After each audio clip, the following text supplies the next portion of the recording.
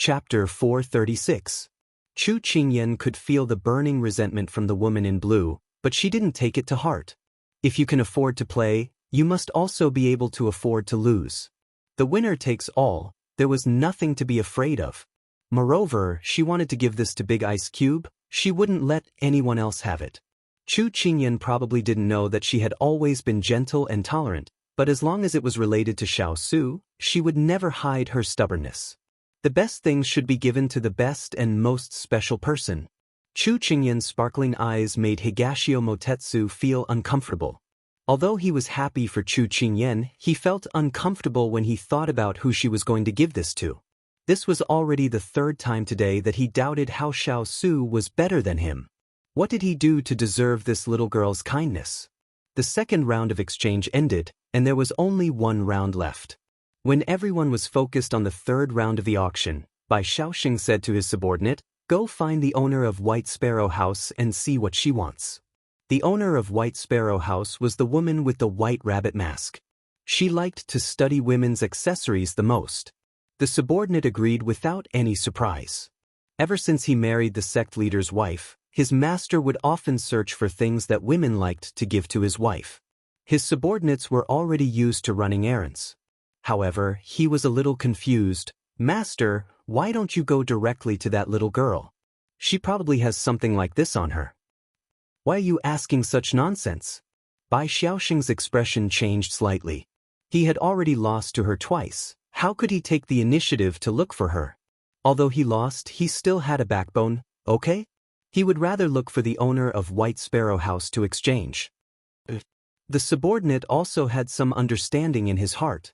It seemed that his master felt embarrassed, but as a loyal subordinate, he couldn't expose him. No one noticed the small episode here, and the auction had already begun. An old man dressed like a scholar walked onto the stage. He removed the red cloth, revealing a miniature doll-shaped ginseng fruit that was about the size of 2 adult fists. Chu Qingyan had already completed the purpose of this trip. When she saw the third item being brought up, she said to Higashio Motetsu, "Here's what you want. If his conditions are too harsh, do you still have any treasures to help?" Higashio Motetsu said with a faint smile. Chu Qingyan looked at him suspiciously and said, "Didn't you come here for it? I don't believe that you didn't prepare it." Hearing this, Dongting Wangyu smiled. This little girl was getting harder and harder to fool. "Let's hear his conditions first." Dongting Wangyu stopped teasing her. In fact, he wasn't 100% sure, but he had done his homework. The scholar old man said, "My ginseng fruit blooms once every 50 years, and bears fruit once every 50 years. It's very precious. If a woman eats it, it can nourish her beauty, and if a man eats it, it can prolong his life. It's a sacred item among tonics. At the same time, it's also good for martial artists. It's equivalent to reshaping one's meridians, and it's extremely helpful for improving one's internal strength." As soon as he finished speaking, there was already a commotion below the stage. Which woman didn't want to nourish her beauty? Which man didn't want to prolong his life? Which martial artist didn't want to improve their skills to the next level? This ginseng fruit was destined to be the hot item tonight. Chu Qingyan looked at the people who were rubbing their hands and said to Higashio Motetsu, "It seems that you have a lot of competitors. It's a good thing. Of course, there are many people scrambling for it." Higashio Motetsu said this, but he didn't really care. Chu Qingyan glanced at him. Wasn't this person here for the ginseng fruit? Why did he snort at the mention of the ginseng fruit? Really strange. But she was curious, what was the exchange condition for this ginseng fruit? This question was asked by the Jade Woman, who was the host, on behalf of everyone. "Excuse me, what is your condition?" She heard the scholar old man reply, "In this old man's life, there is nothing in this old man's eyes. Although it is said that money is just a worldly possession, but this old man loves worldly possessions. Therefore, this ginseng fruit will go to the highest bidder." As soon as these words came out, everyone relaxed. This condition was the easiest among the 3 rounds, because the conditions of the first 2 rounds were too harsh. They didn't even have a chance to try. Sure enough, I didn't guess wrong. Higashio Motetsu knocked on the table, raised his phoenix eyes, and leisurely said, "Then you should have enough money, right?" Chu Qingyan, who was paying attention to the stage, asked, "How can I have enough money? In any case, as long as this young master is able to make it worth it, the rest has nothing to do with this young master." He didn't directly answer, his expression was still lazy and indifferent. Chu Qingyan shrugged her shoulders and continued to listen to the people on the stage. "Good, the starting price is 10,000 silver. After asking the scholar old man, the host said to the people under the stage. As soon as his voice fell, the sound of gongs and drums resounded. 10,000 silver? Really high. But he wasn't afraid of the price being high, he was afraid of the price increasing. 11,000 silver. Someone increased the price. Sitting in front of Chu Qingyan, the black impermanence masked man raised his paddle. 13,000 silver. White impermanence raised his paddle. 15,000 silver. Black impermanence raised his paddle. 20,000 silver. 25,000 silver. Chu Qingyan's feeling of this nouveau riche spending money like it was nothing at first, but now she was calm. But she was very curious about why Higashio Motetsu didn't raise his paddle. "Why don't you raise your paddle?" Chu Qingyan couldn't help but ask. "Waste of saliva, wait until the end." Higashio Motetsu said that he was very lazy, he didn't like the noisy bidding at the beginning. Chu Qingyan touched her head. Indeed, the person who started to bid might not be able to laugh until the end, and the latecomers would have an easier time catching up. Soon the price reached 100,000 silver. At the beginning, there were many people who wanted to follow, but now the number of people who wanted to bid could be counted with 2 hands. 150,000 silver. Higashio Motetsu raised his paddle and directly added 50,000 silver. It was true that one would amaze the world with a single brilliant feat. Chu Qingyan was stunned by his nouveau riche aura. 200,000 silver. The blue-clothed woman raised her paddle and then provocatively looked at Higashio Motetsu. She originally didn't want to bid, but when she saw Higashio Motetsu raise his paddle, she felt uncomfortable. She could see that Chu Qingyan and him were on the same side, so she wanted to give them more trouble, at least let them bleed more. "Princess, it's not good for you to be like this, Lord will be angry if he knows." The subordinate didn't dare to blatantly criticize her, he didn't have the qualifications, but he was really scared by his master. "Don't be afraid, even if I buy it, father will still like it, this ginseng fruit is a good thing." The blue-clothed woman indifferently replied. The subordinate was silent, he didn't agree, but he didn't dare to say anything, he was afraid of offending his master. 200,000 silver to buy a fruit, Lord will be angry. Chapter 437. 200,000 taels? Everyone present was shocked by the blue-clothed girl's wealth, and those who wanted to bid earlier all quieted down. Chu Qingyan pursed her lips. This fruit was even more expensive than Tang Seng's meat. One bite was worth 10,000 taels. At this time, Higashio Motetsu turned to her and said, "This young master is thirsty. Help this young master raise the price." Several crows suddenly flew over their heads. He was thirsty after just a few words. Chu Qingyan felt that this person was really too much. "How much money did you bring?" Chu Qingyan asked. "As long as you don't open your lion's mouth." Higashio Motetsu took the water bottle that she gave him earlier and drank contentedly. This ginseng fruit was not what he wanted. Whether he could get it or not, he just had to let nature take its course. Chu Qingyan sighed. But seeing that he had helped her, she raised her paddle. 200,001 taels. When her voice fell, Higashio Motetsu almost spat out the juice in his mouth. This girl was so arrogant. 200,001 taels? When everyone saw that it was this little girl who called out the price, they had to admit that she was quite smart. But generally speaking, normal people would not do such a thing. Because the people who came here boasted of their noble status, they would not lower their face to call out a tale. But Chu Qingyan was not afraid. If you asked her, she would definitely answer you. What was face? Could it be eaten? Just now, they had also seen this little girl and this man whispering together and knew that the two of them were together. Now that she called out a price to that blue-clothed girl, they were afraid that the two of them would meet. 200,001 taels? She can even call out a tale. The blue-clothed girl was somewhat shameless. Then she raised her paddle again. 210,000 taels. 210,001 taels. Chu Qingyan did not raise her voice like the blue-robed lady. Instead, she took her time to raise the price, one word at a time. Despicable. The blue-clothed girl raised the price again. 220,000 taels. 220,001 taels. Chu Qingyan continued to raise her paddle. Anyway, no matter how much the other party wanted, she would only add one tael. Higashio Motetsu was very satisfied with her approach. Anyway, as long as she could outbid the other party, she would win. However, no matter how much she bet, it would be the same even if it was 1 or 200,000 taels. Therefore, Higashio Motetsu felt that the little girl could catch his eye. The key was that the two of them had similar values, and they were both thick-skinned. The people under the stage were watching the fun, while the people on the stage were laughing from ear to ear. The old scholar had never thought that his little ginseng fruit could be auctioned at such a high price. Anyway, no matter who bought it, he was happy to enjoy it. The blue-clothed woman gnashed her teeth. She had just lost once, so how could she be willing to lose again? Just as she was about to raise her placard, her subordinate immediately pressed down on her placard and whispered, "Princess, you have to think twice before you act." However, the woman in blue had already lost her mind. How could she care so much? Get out of the way. The subordinate didn't dare to disobey and could only watch as his master raised the sign again. Soon, the price had reached 300,000 taels. Although bidding was a very boring thing, no one was impatient because they were also very curious about who would win the prize. 301,000 taels.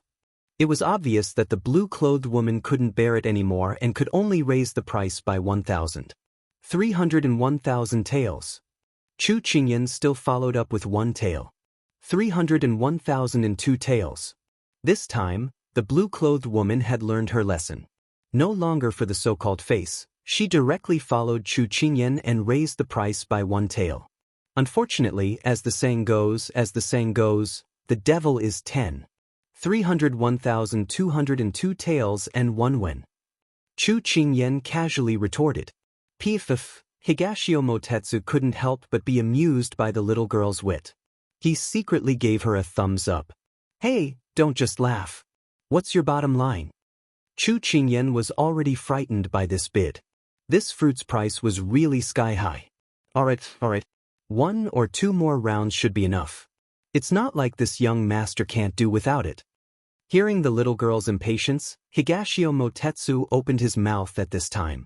Chu Qingyan's mouth twitched. Are you teasing me? It's not like this young master can't do without it. Then why did he let her raise the price for so long? I'm just playing around. Don't take it seriously. Higashio Motetsu touched his chin and guiltily avoided her gaze. He really played big. She didn't understand the world of nouveau riches. Chu Qingyan took a deep breath and didn't want to bother with him anymore. 302,000. Chu Qingyan didn't raise the price by a single tael and directly said. The blue-clothed woman's heart was happy. She could raise the price again and blurted out, 302,001 taels. I'll let you have a taste of the grievances you gave me. Then she waited for Chu Qingyan to jump up and down, waiting for her to become impatient. Unfortunately, she waited for a moment, but the other party didn't raise the price. She suddenly had a bad premonition. She saw that Chu Qingyan had already put down her sign and was whispering to the person next to her. It seemed like she didn't intend to pay attention to this round of exchange. And the golden boy host on the stage had already stepped forward and said, "This ginseng fruit is 302,001 taels. Is there anyone who wants to bid higher than this young lady? No one else? Then we'll use 3 rings of the gong as the standard. If no one raises the price after 3 rings, then this ginseng fruit will be obtained by this young lady." 302,001 taels going once. The gong sounded. No one raised their sign. The blue-clothed woman's eyes were about to split open as she looked at Chu Qingyan. Was this person sure that she wasn't going to raise the price? 302,001 taels going twice. The gong sounded again. No one answered. 302,001 taels going thrice. The gong sounded for the last time. The blue-clothed woman was already in despair. Extreme joy begets sorrow? good, this ginseng fruit is sold for 302,001 taels. Congratulations to this young lady. The blue-clothed woman's face was stiff as she listened to the words of the Jade Girl host. Even if there were 10,000 wild horses running through her heart, she still had to maintain her composure. She didn't know if her father knew that she spent so much money to buy this ginseng fruit. Would he be angry? She belatedly realized the seriousness of the matter. She pulled the scene back to the conversation between the two unscrupulous bidders. I don't want to play anymore. After the last bid, Chu Qingyan threw the sign to the person next to her. If you want it, then raise the price yourself. I don't want to participate. Higashio Motetsu took the sign and played with it a few times. Then he threw it back to the table. This young master also doesn't want to play anymore. You don't want to buy it for your father? Chu Qingyan was slightly surprised. It's good that it's worth it. This price has already exceeded the original value. This young master is not stupid. Higashio Motetsu's tone was lazy. He had just drunk the juice, so he felt that it was a bit sweet. Chu Qingyan opened her eyes wide. Then why did you ask me to raise the price? Wouldn't that be cheating that young lady? This young master doesn't find her pleasing to the eye. I want to raise the price and let her understand that in this world, she can't do whatever she wants. Higashio Motetsu snorted. Seeing that she was making things difficult for the little girl, he also didn't want her to be comfortable. Chu Qingyan shrugged her shoulders. Well, she met another willful master. However, Chu Qingyan didn't expect that this time's bid would bring her an unexpected disaster. Chapter 438. When the auction ended, it also meant that the Blue Manor's transaction had ended. Everyone needed to return to their rooms according to the rules and receive the things they obtained from the transaction. Then the Blue Manor's people would send them back. Chu Qingyan and Higashio Motetsu were about to return the way they came, but they were stopped by someone. She raised her head and saw that it was the blue-clothed woman. What advice does this young lady have? It was clear that she did not come with good intentions, but she could not lose, so Chu Qingyan asked with a smile. I don't have any advice, I just want to warn you. Next time, don't let this young lady see you, otherwise I will make you wish you were dead. The blue-clothed woman angrily lowered her voice and threatened. Isn't that the ginseng fruit what this young lady wants? No one forced you to do this, right? Don't you think that what you're saying is a bit excessive? If it was the previous Chu Qingyan, it would be better to avoid trouble and just laugh it off. But now she did not want to be pointed at by others and slandered. She put away her smile and her tone was a bit cold. Who knows if all of you are colluding with that scholar to intentionally raise the price. The blue-clothed woman's words became more and more outrageous, but she was used to haggling over the smallest details. Since no one here knew each other, she no longer pretended to be a virtuous lady. When young ladies quarrel, a gentleman does not get involved. Higashio Motetsu crossed his arms as he watched from the side. He was very confident in the little girl's fighting strength. Chu Qingyan felt that this person was too funny. Twisting words and forcing logic to this point, she was also drunk. This young lady, your paranoia is very serious. The Blue Manor's rules are there, what can we do? Then again, we originally wanted to bid for the ginseng fruit, but you kept on raising the price. We didn't bring enough money, so we could only give it up. Isn't this a good thing? Young lady, you can happily pay for what you want, isn't that good? Why do you have to be so aggressive? Higashio Motetsu couldn't help but let out a sound. This little girl's self-justification was very good. Anyone with a discerning eye could see that this girl was competing with them.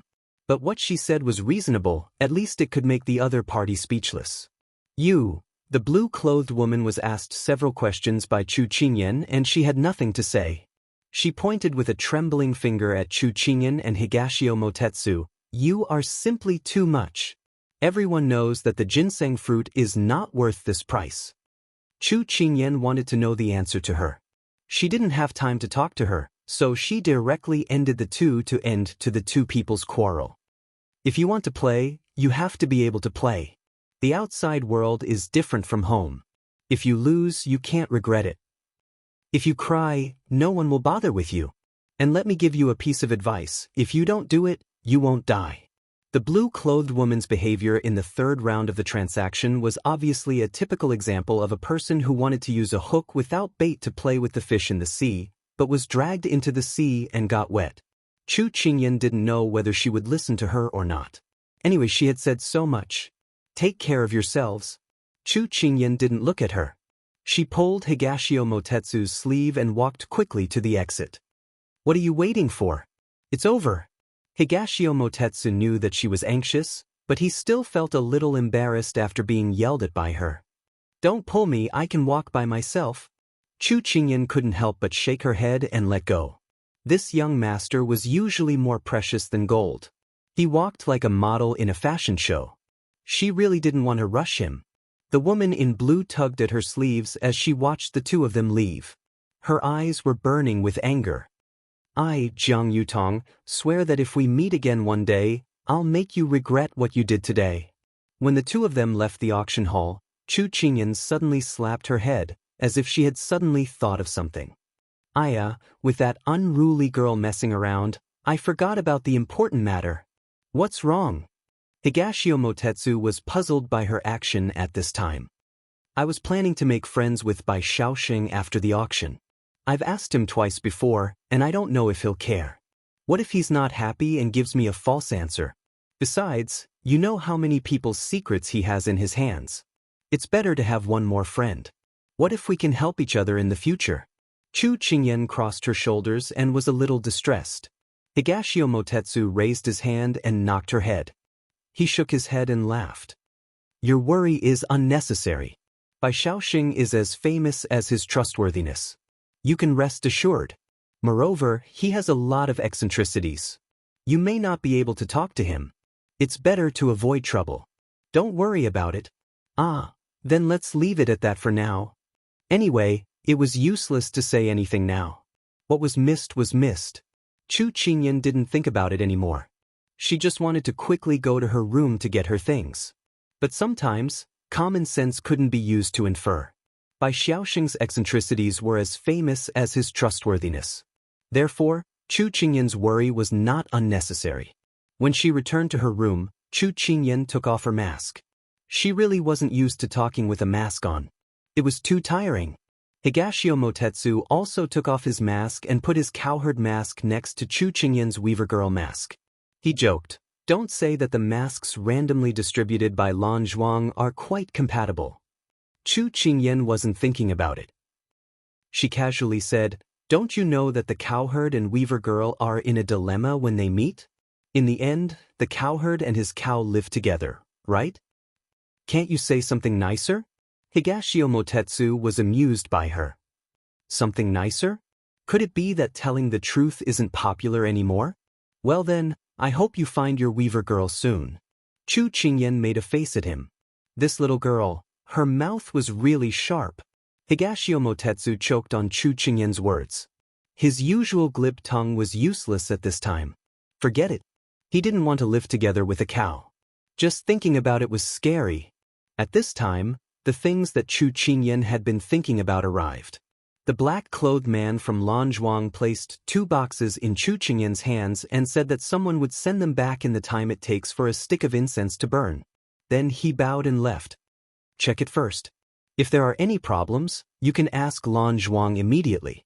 Higashio Motetsu didn't like her doing so much for Xiao Su, but he still reminded her. Chu Qingyan hugged the 2 boxes in her hands, grinning from ear to ear. After hearing his words, she nodded and said as she opened the boxes. So Lan Zhuang left the time it takes for a stick of incense to burn to check our things. How thoughtful. When she opened the first box, it just so happened to contain Bai Shaoxing's answer. She impatiently picked it up and opened the paper. When she saw the answer inside, Chu Qingyan's smile froze. I really was tricked by Bai Shaoxing. Chapter 439. Although Higashio Motetsu didn't like Xiao Su, he couldn't help but want to see where the rumored ice crystal flower was. But as soon as he got closer, he heard the little girl gnashing her teeth, which made him even more curious. 4 elegant words were written on the white paper. Imperial Palace of Jiang Kingdom. Imperial Palace of Jiang Kingdom? It's quite normal. Didn't I help you determine the location? Higashio Motetsu asked in confusion. Where did this trap come from? Chu Qingyan angrily slapped the paper on the table and said, The Imperial Palace of Jiang Kingdom is so big, who knows where it is? Don't we have to search the whole place? Didn't you say that Bai Shaoxing could pinpoint the exact location? He even knew which pair of shoes a certain boss hid his secret stash of money in his room. Why was he treated differently when it came to me?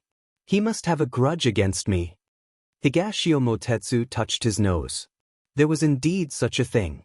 Could it be that Bai Shaoxing really didn't want to reveal it intentionally so that he could see the little girl scratching her ears and cheeks? At this time, Bai Shaoxing, who had returned to his room, suddenly sneezed. He frowned, and a subordinate beside him said at the right time, Master, Madam said that people usually sneeze suddenly because they did something wrong. You dare to ridicule me? Bai Shaoxing glanced at him. I don't dare. The subordinate held back his laughter and lowered his head. Bai Shaoxing slowly closed his eyes and planned to rest. But because of the subordinate's words, he muttered in his heart. Who on earth dared to speak ill of him behind his back? But he thought of the answer he left for the little girl. Imperial Palace of Jiang Kingdom. That was not his usual style of doing things. If it were any other time, of course, he would write down the location to a specific corner. But this time, he was unwilling. Since the little girl could come up with a question and an item to stump him, then he would make things difficult for her. Anyway, he didn't violate the rules. Who knew if the Emperor of Jiang Kingdom would change the location on a whim in the future? In order to ensure the rigor of his answer, he simply opened up the scope.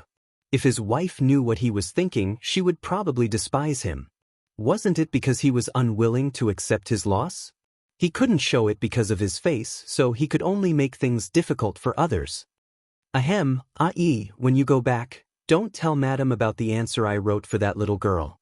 If Madam finds out about this, you'll be punished. Bai Shaoxing opened one eye and glanced at Ai suppressed his laughter and agreed. Master was worried that Madam would lose face if she knew. He understood. Master, the boss of the White Sparrow restaurant said that she wouldn't exchange it for the Snow Heart lipstick even if she was rich. Ai recalled what had just happened and hurriedly reported. I expected it. She's obsessed with makeup. Forget it. Bai Shaoxing leaned against the table, holding his cheek with his thumb and index finger. His thin lips curved into an intoxicating smile. Fortunately, I still have a backup plan. Master, are you referring to the letter you left for the little girl? Ai asked. That's right. Bai Shaoxing nodded. But didn't Master say that you don't want to have anything to do with that little girl? After all, he had lost twice in a row, so Ai spoke out of turn. Bai Shaoxing's mouth twitched. Ai, don't you know that there are some things you should and shouldn't say? With your personality, if you were to walk around the palace, you probably wouldn't last more than a joss stick's worth of time. Knowing that he had spoken the truth again, Ai immediately shut his mouth. Ever since he met Madam, Master's words were becoming more and more like Madam's.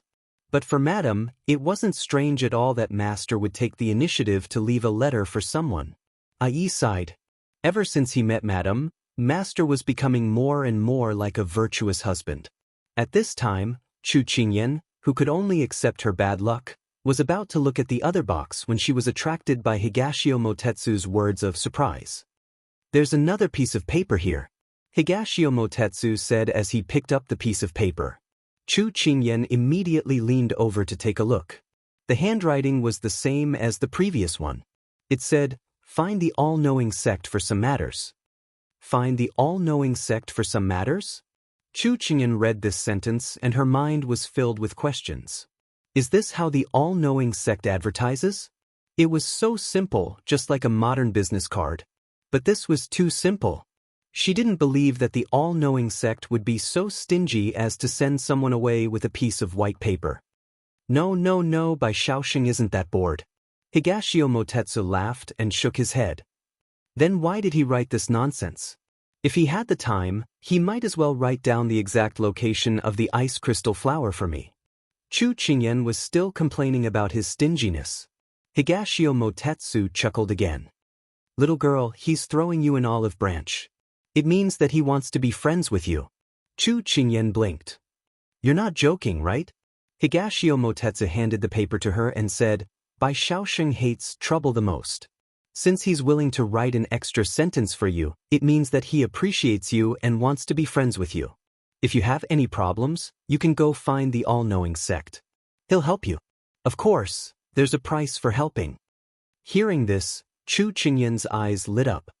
Could it be that I have something he wants? Otherwise, why would he want me to go find the all-knowing sect? Maybe. Higashio Motetsu rubbed his chin. He didn't write down the location of the ice crystal flowers so clearly. Maybe he wants you to ask him for help. After all, the things you took out are things that he doesn't know about. In order to avoid being troubled by you in the future, he probably wants to know both himself and his enemy. Chu Qingyan felt that this analysis was somewhat reasonable, so she put away the paper and said with a smile, Keep this. When the time comes, I'll bring it to the all-knowing sect to find him. In any case, she still had a lot of those strange things that the ancient people had.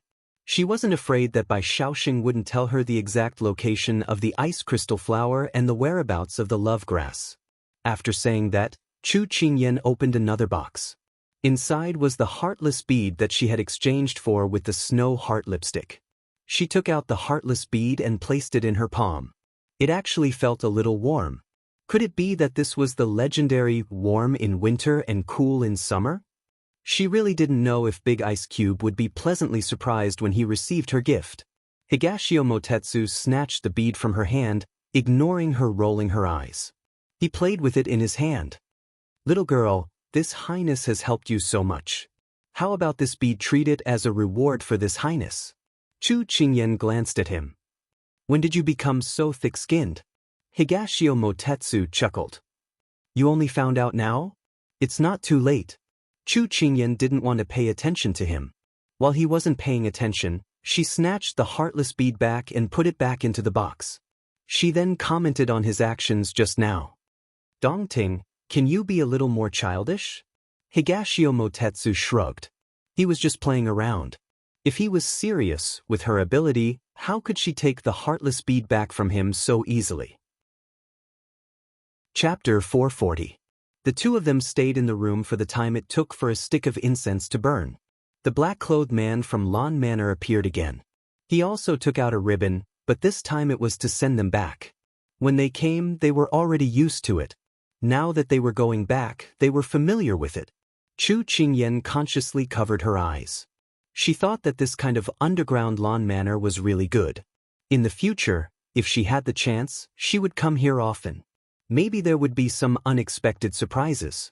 After another round of getting on and off the carriage, they finally stopped. When Chu Qingyan removed the ribbon, she found that they were now back at the East Dragon Pavilion. When she turned around, the carriage and the people from Lan Manor had disappeared. They came and went without a trace. It was really mysterious. Chu Qingyan tightened the bag on her back. She felt that she had gained a lot. But she thought of Higashio Motetsu, who had lost the auction. Seeing that it was still early, she asked, Is it really okay that we didn't get the ginseng fruit? What can it be? The old man did tell me, but this young master didn't promise that he would get it. In fact, for Higashio Motetsu, he didn't care about the ginseng fruit at all. If he didn't know what the old man wanted to do with it, he probably would have tried his best to buy it for him. Unfortunately, after he found out, he didn't want to work for others. Chu Qingyan had nothing to say. She didn't comment on this matter anymore. Let's walk back. I think the sun will set when we reach the agreed place. The sky in winter darkened quickly. She was afraid that the sun would set in another 2 hours. Higashio Motetsu answered casually, as if he was thinking about something. Chu Qingyan saw that he was unusually silent, so she didn't ask anything more. When Chu Qingyan was about to walk back, several sharp sounds pierced through the air. In Lan Manor, in a luxurious and exquisite room, a figure stroked a wine cup and smiled. You said that the little girl used that thing to exchange for the heartless bead? Yes, master. The owner of White Sparrow House seems to treasure it very much. The young girl standing at the side replied. Her voice was very familiar. Wasn't this the woman wearing the jade mask who was hosting on the stage at that time? There was also a young man standing beside her. Judging from his figure, he was similar to the man in the golden mask. That's because I haven't seen it before. I've used it a lot in the past. Her red lips parted slightly, and her voice was somewhat emotional. She had not expected to see something from the modern era today. She had been in the ancient era for so many years, but when she heard things related to the past, she could not help but feel sad. Master is experienced and knowledgeable. Otherwise, how could he have established Lan Manor by himself? The young man was not as mature as he was on the stage. When he spoke in private, he was a little cute. "Shangguang, you're being naughty again." The woman nestled on the couch glanced at him and lazily leaned half of her body on the small table. She was wearing an indigo light muslin dress with white jasmine flowers embroidered on the cuffs. It was simple but exquisite. There was a pair of jade earrings by her ears, fresh and beautiful. Her fine black hair was tied up high with pearls and jade ribbons. At the end of her hair hung 2 strings of sapphire blue beads. There was a lock of long hair hanging down her cheeks. She was fresh and refined with a touch of a young girl's playfulness. She had willow eyebrows and big eyes. In the blink of an eye, light flowed and she was seductively beautiful. She was clearly a young girl who was not even 18, but her eyes were filled with a calmness that did not match her age. She was the low-key founder of Lan Manor, Sima Jun. Both the black and white people had to respect her. "Master, you don't have to pay attention to Shangguang." This subordinate also heard that the little girl's questions stumped the all-knowing man in Jianghu. The young girl smiled. "A servant? Oh, Tanning, tell me about it." Sima Guang had nothing to do, so he listened to pass the time. The young girl was Tanning. Once she heard her master speak, she told him about the chicken or the egg question, as well as the matter of the magnifying glass. Sima Jun originally wanted to say that although they were all part of the transmigrating army, they all had their own transmigrating missions, so they should not interfere with each other. However, when she heard the young girl's words, she could not help but raise her eyebrows. It seems that this little girl is quite interesting. Even that fellow all-knowing man in Jianghu could not help but want to get acquainted with her. This subordinate feels that all-knowing man in Jianghu's goal should be to obtain the item in the little girl's hands. After all-knowing man in Jianghu's love for his wife is not a rumor. Shangguang could not help but say. Sima Jun pursed her lips and smiled. "Awan has found a good husband. Miss Wan and all-knowing man in Jianghu's love is only hurting us single dogs." Shangguang pretended to be in pain. Tanning glared at him. "Go find one yourself." Sima Jun ignored the two's bickering. She thought for a moment and said, "Do you know the identity of that little girl?"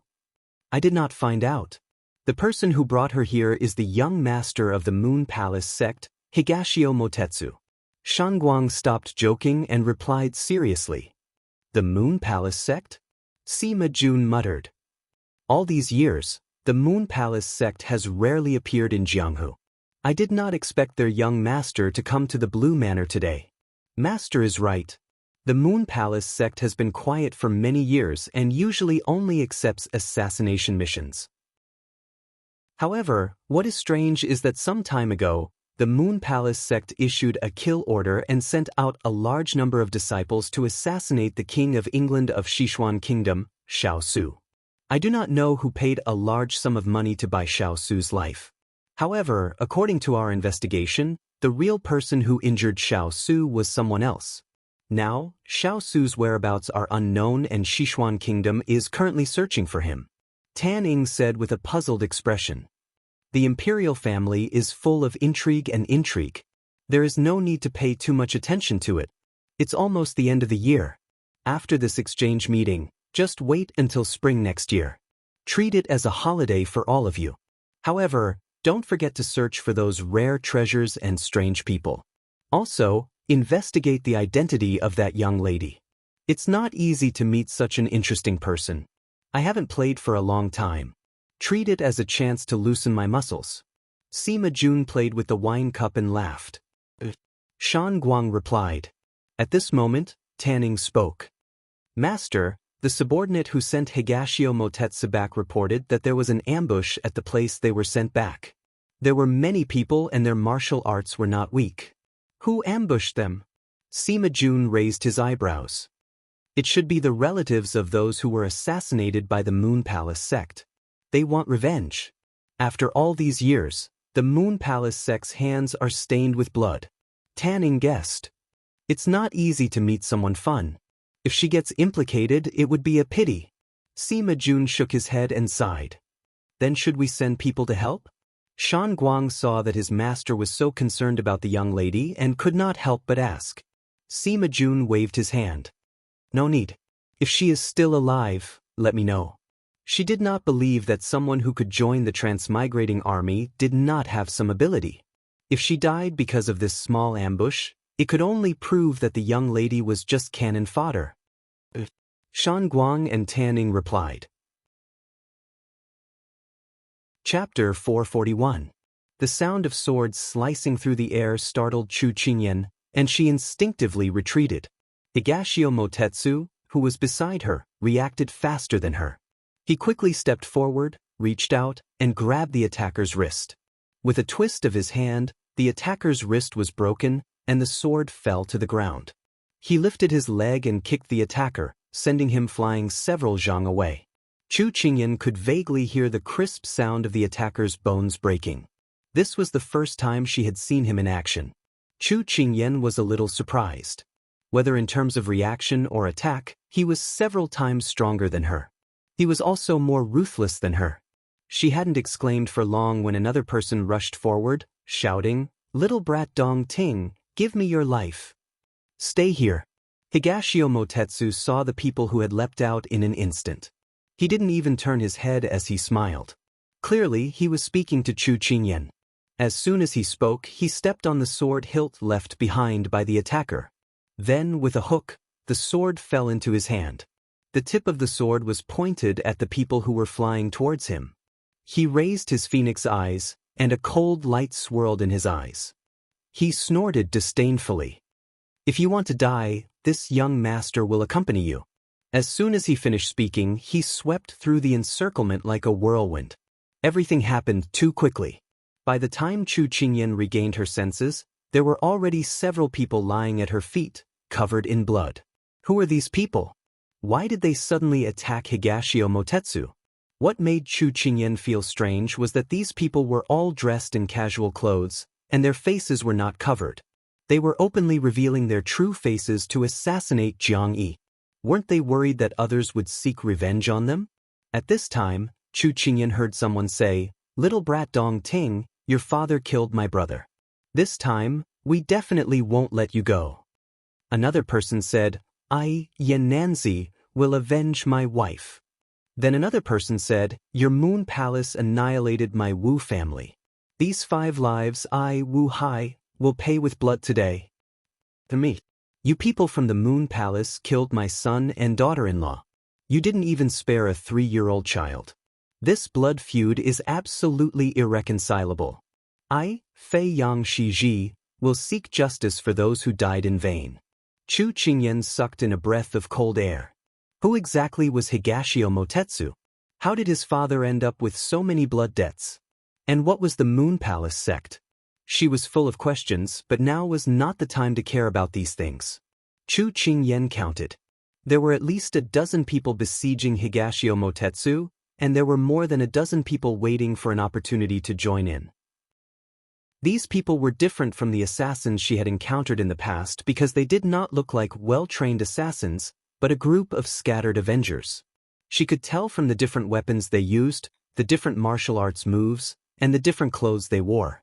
However, such a team was much more lethal than a well-trained assassin. This was because they could catch the enemy off guard and catch them off guard, making it impossible for them to guard against them. If it was the newly transmigrated Chu Qingyan, she would not be able to tell whether these people's martial arts were strong or not. She would only see the flashes of light and the shadows of swords, dazzling her eyes. However, ever since she started practicing martial arts, these people's movements seemed to have been slowed down. They were no longer as dazzling as before. I didn't expect that you self-proclaimed righteous people would engage in such a shady business of assassination. What a hypocrite. Higashio Motetsu's sword danced like a dragon, not forgetting to strike a blow at them. His smile was somewhat mocking. Higashio Motetsu's words succeeded in igniting the flames of the crowd. Pay, to deal with scum like you, we should fight poison with poison. You people from the Moon Palace sect have no right to criticize us. That's right, we only want revenge and let your father have a taste of the pain of losing his own son. Little brat Dong Ting, if you have anything to say, save it for the underworld. They spoke one after another, but their moves did not lessen. Instead, each of their moves was swift and fierce, and they were all killing moves. Higashio Motetsu's sword flashed like a flower, forcing a few people to retreat. He chuckled and said, "Looks like the righteous sects are just SOSO." Everyone looked at each other, not giving any leeway.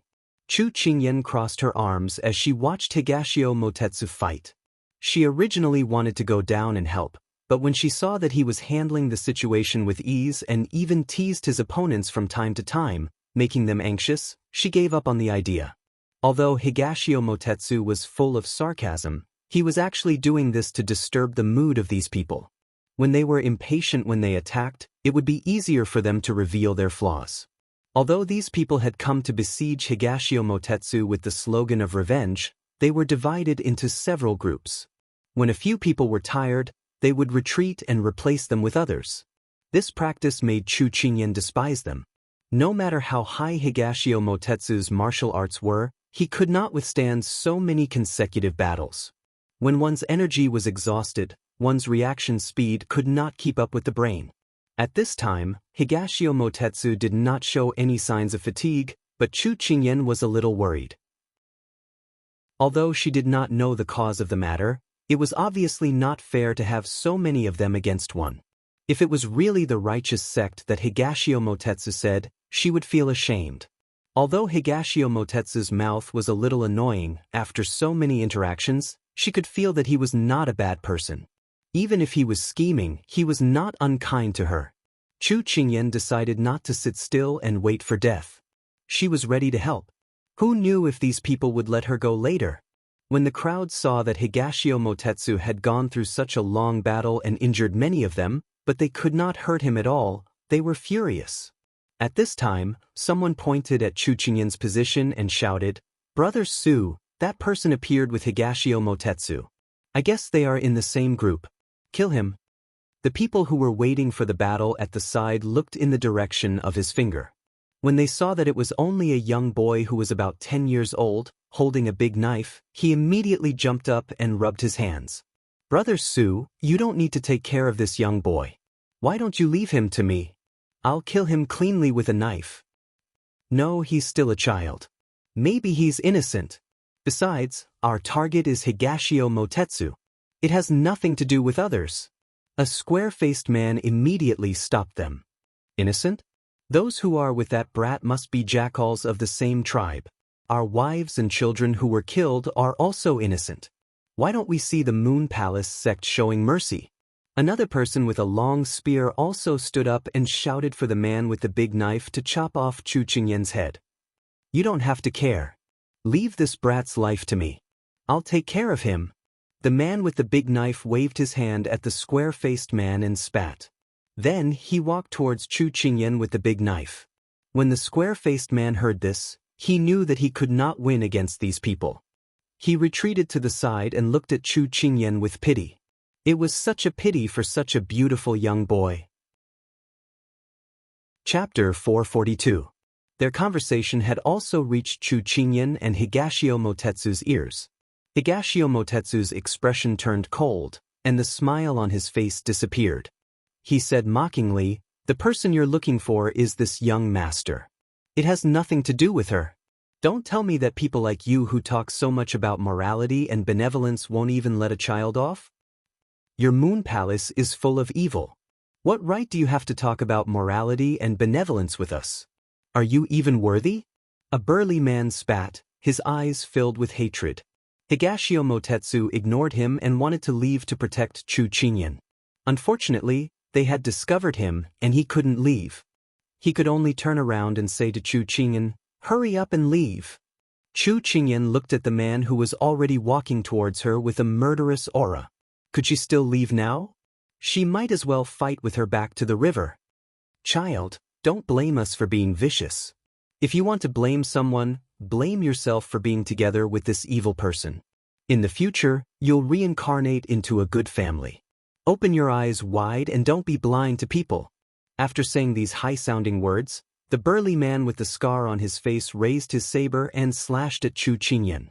Perhaps because he didn't think much of Chu Qingyan, the burly man didn't see the mocking smile on her face. "I think, what?" When the burly man heard her speak, he subconsciously paused. "You're the one who should open your eyes wide." Her eyes instantly turned cold. As soon as she said this, the burly man didn't even have time to react. His abdomen was already severely injured. After letting out a scream, he couldn't even hold the saber in his hand firmly and fell to the ground. They thought that the burly man would be back soon, so they didn't pay much attention to him. They didn't expect to hear such a miserable scream. Everyone looked over and saw the burly man lying on the ground, his shoulders trembling. For some reason, his posture was very strange. Meanwhile, the youth who should have been bleeding profusely was standing there with an innocent look on his face. Even Higashio Motetsu didn't know what was going on. Everyone stopped. At this moment, the innocent-looking Chu Qingyan suddenly stepped forward and kicked the scar-faced man's shoulder. No one knew what he was trying to do. This young man was too strange. His smile was so innocent that it was frightening. At this moment, Chu Qingyan suddenly exerted her strength and kicked the burly man away. That burly man was like a snowball as he rolled on the ground before coming to a stop. Everyone was stunned. That burly man was at least 160 to 70 kilograms. How could he be kicked away so easily by this young man? Her leg strength. Today's results. The results. Hers too. The training. She's trainings. Today's was had made S's with. 2. His. Suffering. B's. Two's he's face's face. He's to him. B. Everyone looked at him. They knew where his injury was. It was obvious that this youth's attack was not light. Of course it wasn't light. One kick was enough to send a person flying. That place was even more fragile. Even if Chu Qingyan only used 30% of her strength, it was enough to make him unable to do it. Chu Qingyan slowly walked out. Looking at the crowd, her eyes flashed coldly. "Are you people from a righteous sect? Don't do to others what you don't want done to you. You can even lay your hands on a weak child. It's obvious that you people aren't noble." When she said the words weak child, Higashio Motetsu laughed unkindly. But then he received a glare from Chu Qingyan. He immediately looked away.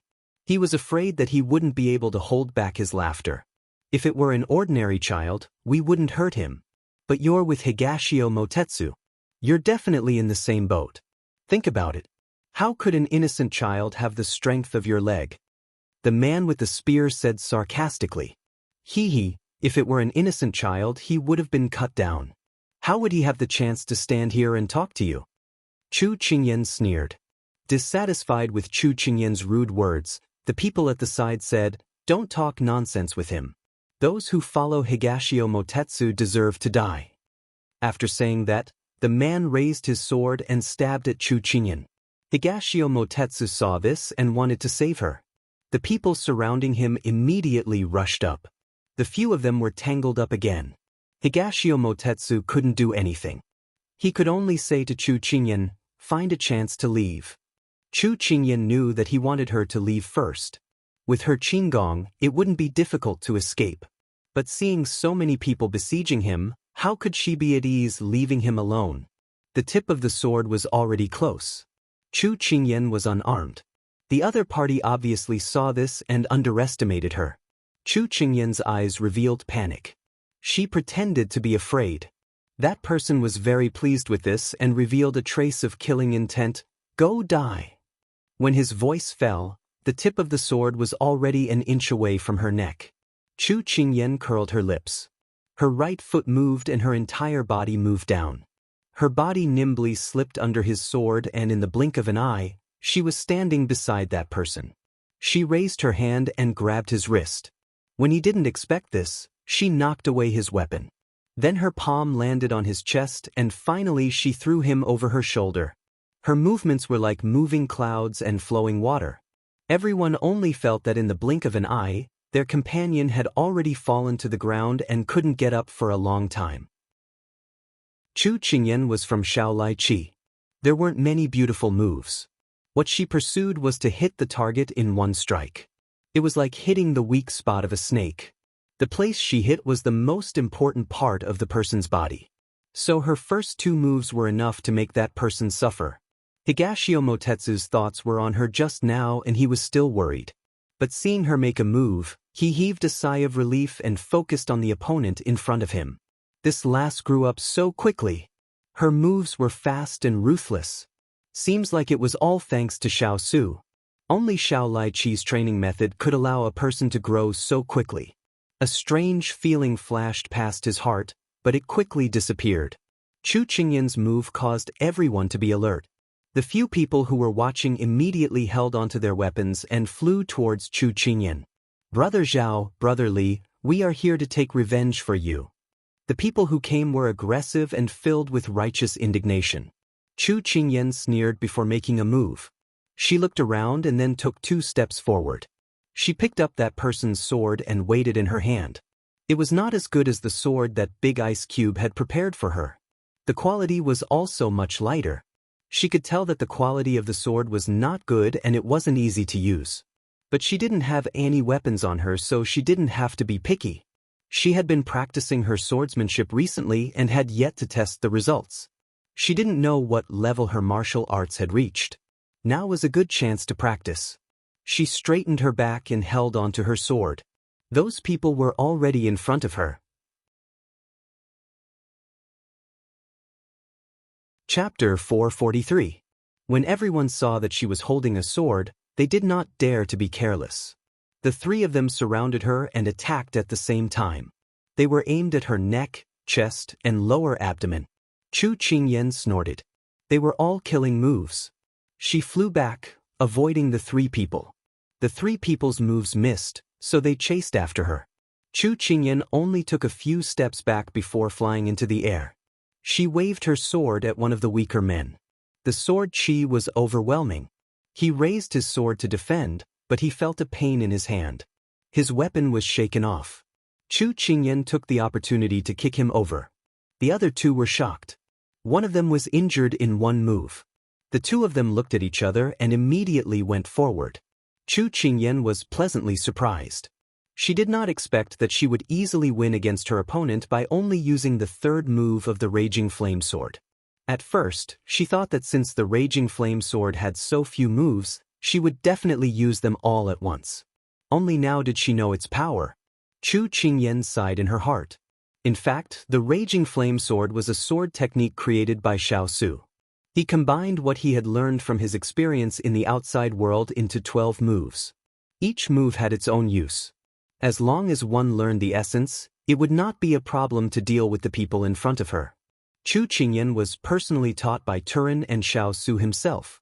Even if she did not learn the essence of the Raging Flame Sword, she had at least learned 90%. However, Chu Qingyan was not complacent.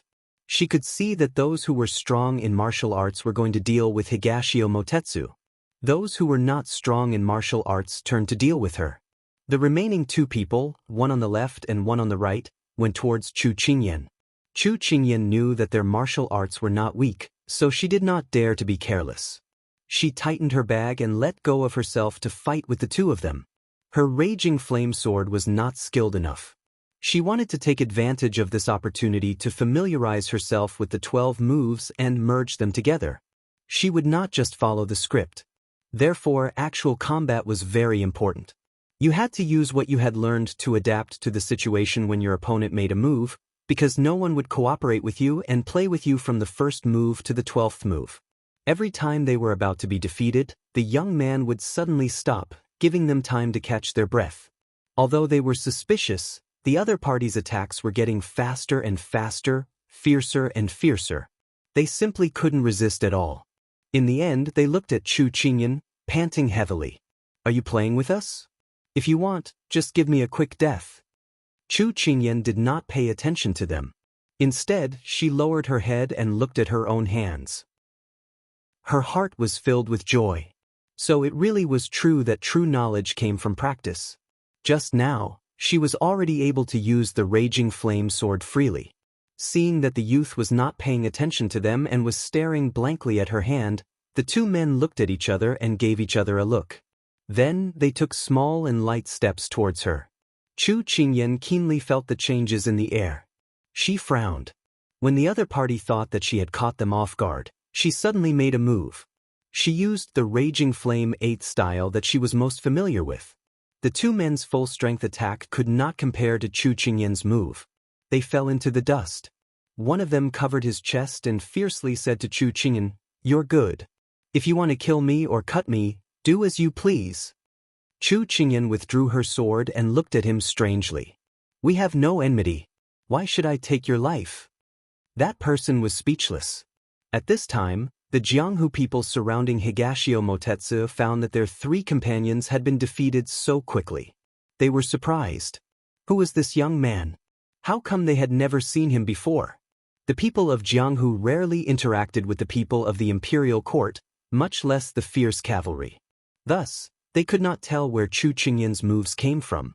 They only felt that they were filled with the cold, killing intent of a hunting battlefield. Higashio Motetsu withdrew his gaze from Chu Qingyan and sighed in his heart. This little girl was really smart. She actually used these people as a test. He felt that her sword moves were becoming more and more familiar. Chu Qingyan did not continue to tangle with the two men. Instead, she raised her sword and quickly walked towards Higashio Motetsu. With so many people fighting to the death, even if Higashio Motetsu's martial arts were high, he would not be able to withstand so many people taking turns to fight. Not only were their martial arts different, their weapons were also different. It was even more difficult to deal with them. Higashio Motetsu did not expect her to come back. After he killed one person, he turned to Chu Qingyan, who had joined the battle, and said, "You leave first. It's not safe here." "No, I haven't had enough fun yet." Chu Qingyan said this, but her heart was filled with energy. She could not leave him here alone to fight against these people. Higashio Motetsu watched her fight a bloody battle. Although the opponent's martial arts were higher than hers, he did not see any fear on her face. His heart did not know why, but a warm current slowly flowed through his body. This feeling was not like blood boiling, nor was it like excitement or joy. It was like someone was using a willow branch to gently stroke his face. It was itchy, numb, but very comfortable. Although his heart was moved by her actions, he would not allow her to be injured. "You are not their opponent. Quickly leave here. You will only drag this young master down if you stay." When Chu Qingyan heard this, she pulled her sword back and glared at him. "You just need to take care of yourself. Don't worry about me. Who knows, you might drag me down." Seeing her insistence, Higashio Motetsu did not say anything else. He fought back with all his strength. Although these people's martial arts were not as high as his, they had the advantage of numbers and tacit cooperation. This was why he wasted so much time and energy. At this time, Chu Qingyan was fighting against these people whose martial arts were higher than hers. Because of her lack of experience, she was constantly being beaten. However, actual combat was for the sake of gaining experience. Moreover, she was smart in this aspect. She had just turned the 12 techniques of Raging Flames into her own, and this was the perfect time for her to use them. Chu Qingyan finally understood what it meant to be strong when you meet strong opponents. She thought that if she returned safely this time, she must have a good fight with Turin and the others. Actual combat was the only way to improve her skills. And just as Chu Qingyan was getting more and more excited, Higashio Motetsu had already figured out their routines and flaws through the fight just now. At this time, he hit one person accurately, and soon, more and more people fell down. Those Jianghu people did not expect that although these two people were young, their martial arts and brains were not bad. Seeing that their own people were getting fewer and fewer, and that the situation was getting more and more obvious, they panicked. "Retreat." The one with the higher prestige among the crowd made a prompt decision and ordered. The people who were fighting stopped one after another, supporting their injured companions on the ground and retreating. One person shouted with a stern expression, Revenge is a dish best served cold. Higashio Motetsu, just you wait. After saying that, he quickly retreated, leaving behind a mess on the ground. Higashio Motetsu smiled and did not care much. He planned to turn around and look for the little girl. He seemed to have seen her injured just now. But as soon as he turned around, a sharp sword was aimed at his throat. Higashio Motetsu, who are you? What is your relationship with the Moon Palace sect? He stood in the same spot, his phoenix eyes reflecting her serious expression. Chapter 444. Chu Qingyan stared at him coldly, refusing to budge an inch. Little girl, this young master has treated you well, so why are you pointing your sword at me? Higashio Motetsu looked at her with a smile, as if he didn't care about the sword at his neck at all. She chuckled at his words. Dong Ting, you have indeed treated me well, but these are two separate matters. Tell me honestly, who are you and what is your relationship with the Moon Palace sect? Otherwise, why would they target you? When she heard the words Moon Palace sect, she felt that they were somewhat familiar, but she didn't immediately recall where she had heard them. However, when they were fighting, she suddenly remembered where she had heard them. In the Sichuan, on that rainy night, the people of the Moon Palace sect had surrounded and killed the big ice cube. If Higashio Motetsu was a member of the Moon Palace sect, then hadn't he been lying to her all this time? Higashio Motetsu saw her serious expression and suppressed anger between her brows. He guessed that she had already thought of the Moon Palace sect. No, he had guessed it from the moment she had pointed her sword at his throat. He didn't want to let the little girl know his identity so soon, otherwise, the rest of his journey would be difficult. Little girl, I am Higashio Motetsu, and Higashio Motetsu is me. He smiled slightly, his phoenix eyes slightly raised, revealing a seductive look. But the other party didn't fall for this trick. She pushed her sword forward a bit and stared at him without saying a word. Higashio Motetsu couldn't help but sigh when he saw this. Little girl, I'll tell you the truth. Speak, don't try to play any tricks. Chu Qingyan harumphed. Higashio Motetsu spread his hands, indicating that he would cooperate. Then he said, Higashio Motetsu is my real name, and I will never change my name. My father is indeed a member of the Moon Palace sect, so don't be so agitated, little girl. Be careful not to cut my skin, it'll be ugly if you leave a scar. He took a step back, avoiding Chu Qingyan's sword. Then he continued, My father used to be a member of the Moon Palace sect, but he isn't anymore, and I'm even less of one. How do you explain those people? Chu Qingyan looked at him coldly. Fabricate, and continue fabricating. My father used to be a member of the Moon Palace sect. Do you still remember the woman who tried to assassinate Xiao? She was a protector of the Suicide Squad, and there was another assassination squad in the Moon Palace sect called the Suicide Squad. Coincidentally, my father was a protector of the Suicide Squad. However, ever since my father married my mother, he washed his hands of gold and has been away from the Moon Palace sect for many years. He was tired of the days of bloodshed and slaughter, and has now left the Jianghu. However, the massacre that he caused back then was an established fact, and there are many people who want to take revenge on him. As his son, of course I have to pay for my father's debts. Higashio Motetsu finished speaking, his expression sorrowful. A beautiful man in distress, the picture was very moving. However, Chu Qingyan was not moved by the beauty in front of her. She asked, Just now, someone said that you killed his wife a few days ago. How do you explain that? Higashio Motetsu immediately cried out, It's not our fault. It's just that they put the blame on my father for the latest sin committed by the Moon Palace sect.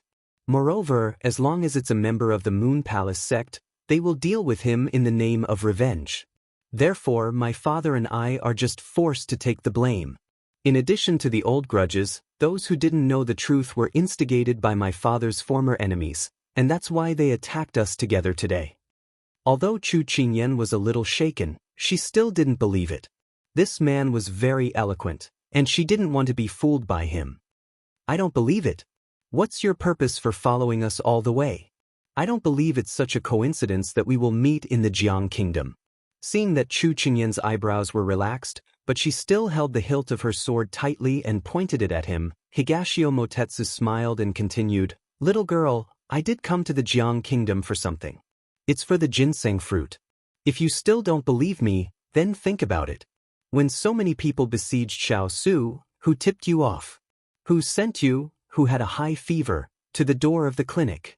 Who brought you to the Blue Manor to find the whereabouts of the ice crystal flower and the love grass? If I really have a purpose for following you, why did I help you again and again? Wouldn't it be better to take the opportunity to catch you? Why do I have to go through so much trouble?" As soon as he finished speaking, Chu Qingyan moved her sword away a little. What Higashio Motetsu said was indeed true, but it was also what she couldn't figure out. If he really had a purpose, why didn't he take action after so many opportunities? Seeing that his words were effective, Higashio Motetsu continued, "Little girl, if you don't believe me, you can ask someone to investigate the matter of the guardians of the killing group betraying the Moon Palace. Then you can confirm whether what I said is true or not." Chu Qingyan tightened her fingers and looked at him coldly again. "Dongding, do you dare to swear that what you said is true? Do you mean the matter of the guardians of the killing group?" Higashio Motetsu seemed to ask casually, and then when Chu Qingyan glanced at him, he immediately raised 3 fingers. "I, Higashio Motetsu, swear to God that if what I said is true, let me become the ugliest person in the world." The ancients valued their promises and swore to God from the bottom of their hearts. For a person who cared so much about appearance, this oath was vicious. Although Chu Qingyan still had some doubts in her heart, she didn't have any other evidence at this time, so she gave up. Higashio Motetsu saw that she was no longer so tense, and secretly laughed in his heart. This little girl was still a little inexperienced. There were indeed guardians of the killing group who betrayed the Moon Palace, but unfortunately, not long after they escaped, they were killed by their father. There was no evidence, so he wasn't afraid of her investigating. Today, he was just borrowing his identity. Chu Qingyan took back her sword and casually threw it away, indicating that she would no longer ask him. Higashio Motetsu was a person who was especially good at reading people's expressions. After the crisis was over, he immediately took advantage of it. "Little girl, I'm injured." Upon hearing that he was injured, Chu Qingyan immediately went forward to check on him. She saw that there was a cut on the back of his hand, and the corner of her mouth twitched. "You're too precious, it's just a red mark." After her body relaxed, Chu Qingyan felt a slight pain in her arm. She frowned and raised her hand, only to find that her arm had been stabbed at some point, and her sleeve was dyed red. Higashio Motetsu saw that she was in pain, and his expression changed. Ignoring her struggle, he lifted her arm to check. After checking, he found that there was no bone injury, only a flesh wound. However, the flesh was torn open, and it was a little serious. He coughed lightly and said, "Little girl, I've implicated you.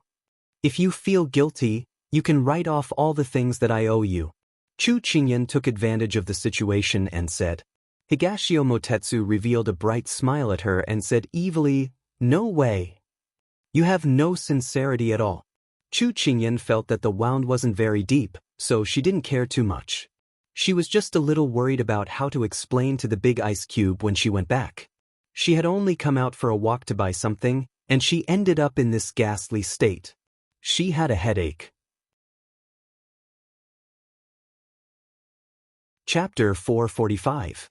After pulling out 2 strands of her hair, Chu Qingyan decided to hide it from him. If Big Ice Cube knew that she was injured, it would be the same as asking for trouble. When she came back to her senses, she saw that Higashio Motetsu had picked up the ribbon that had fallen on the ground and walked to her side. He lifted her arm and carefully bandaged it. This young master doesn't have the habit of carrying medicine for injuries. I'll help you take care of it first. Later, I'll have your people apply medicine and bandage it again. Chu Qingyan watched as he carefully bandaged her wound. Her gaze became complicated. What kind of person was he?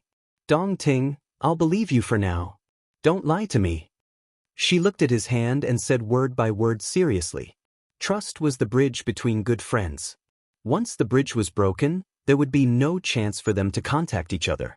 She was a person who could not tolerate being played around by others. Higashio Motetsu's fingers paused for a moment. He then wrapped the ribbon around her arm for the last time and replied, I won't. That's good. I hate being lied to the most. Chu Qingyan breathed a sigh of relief and put down the last trace of doubt in her heart about his identity. When Chu Qingyan's words fell, Higashio Motetsu's heart suddenly trembled. He frowned and didn't say anything else. After he finished bandaging her wound, he let go of her hand. He still had that devilish smile on his face. Little girl, will you be scolded if you go back like this? I'm just worrying about how to explain myself. Chu Qingyan looked at the ribbon wrapped around her arm and looked distressed. Just tell the truth. Higashio Motetsu replied casually. If there's no other way, then this is the only way. It's getting late. Let's go back. Jean Exen and the others must be waiting anxiously. Chu Qingyan touched the bundle on her shoulder and smiled gently. She had gained a lot today. She had to quickly tell Big Ice Cube. Chu Qingyan was already walking quickly in front. Higashio Motetsu looked at her figure that was gradually blending into the dusk, and a thick gloominess appeared in his eyes. However, when she turned around to urge him, it quickly disappeared from the corner of her eyes. Dongting, if those people blame your father's death on you, won't you be like a rat crossing the street, hated by everyone? Chu Qingyan tilted her head and asked him. What can we do? We can't stay in the house forever. Higashio Motetsu shrugged. Chu Qingyan shook her head and suggested against her conscience, I think you should cover yourself up when you go out in the future. Your appearance is too eye-catching. Higashio Motetsu smiled cheerfully and said, Little girl, you also admit that this young master's appearance is outstanding? No, it's just that your appearance is too unique. As long as your enemies see you once, they will never forget you. Chu Qingyan mercilessly teased him. Higashio Motetsu had nothing to say to this little girl's duplicity. After the fierce fight just now, the two of them were a little tired. However, their relaxed mood was even higher. Chu Qingyan was still excited about improving her swordsmanship, so she chatted with Higashio Motetsu without the usual restraint. In the midst of their battle of words, the two of them had already returned to the agreed place.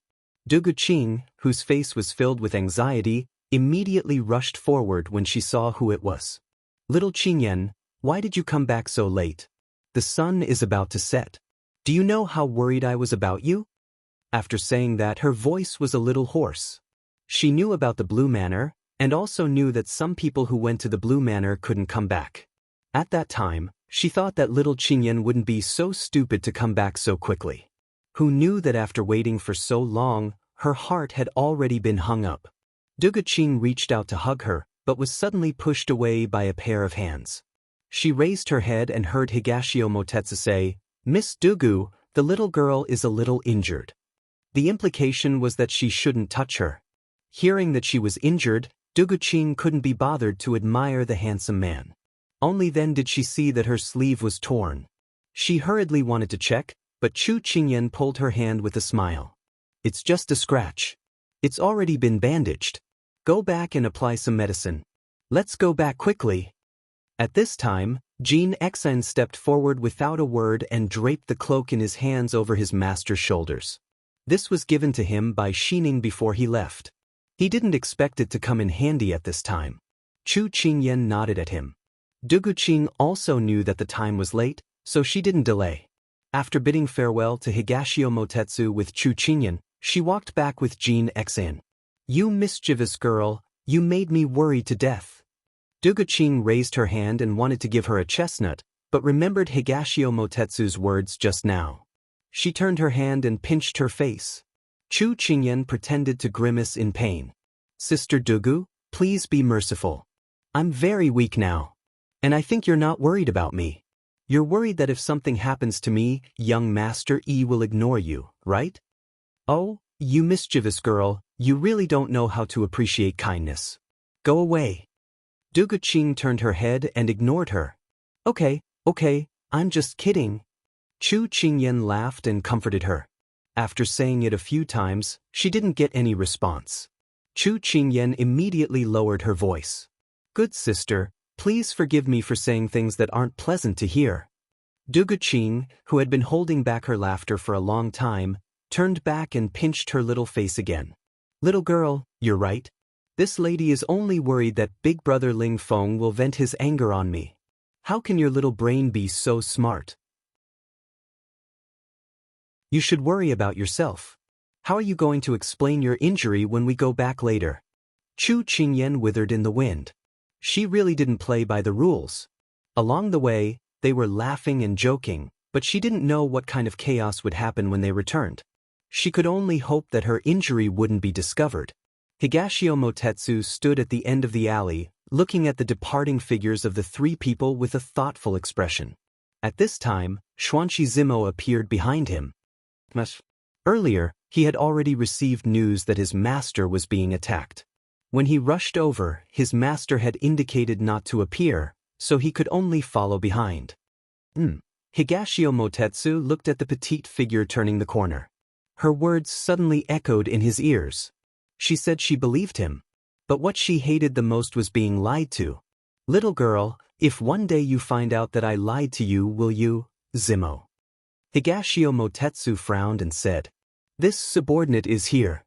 Xuanqi Zimo immediately replied, Find out who those people are. Don't hold back. Get rid of them all. Don't leave any traces behind. This young master doesn't want them to appear in front of the little girl again. Higashio Motetsu said faintly. His voice was beautiful, but it contained a bloodthirsty killing intent. He rarely appeared in front of the world as the young master of the Moon Palace sect. Very few people knew his identity. If these people didn't know that his father had been searching for the ginseng fruit all year round and spread the news that the ginseng fruit was being sold in the Blue Manor, he wouldn't have appeared.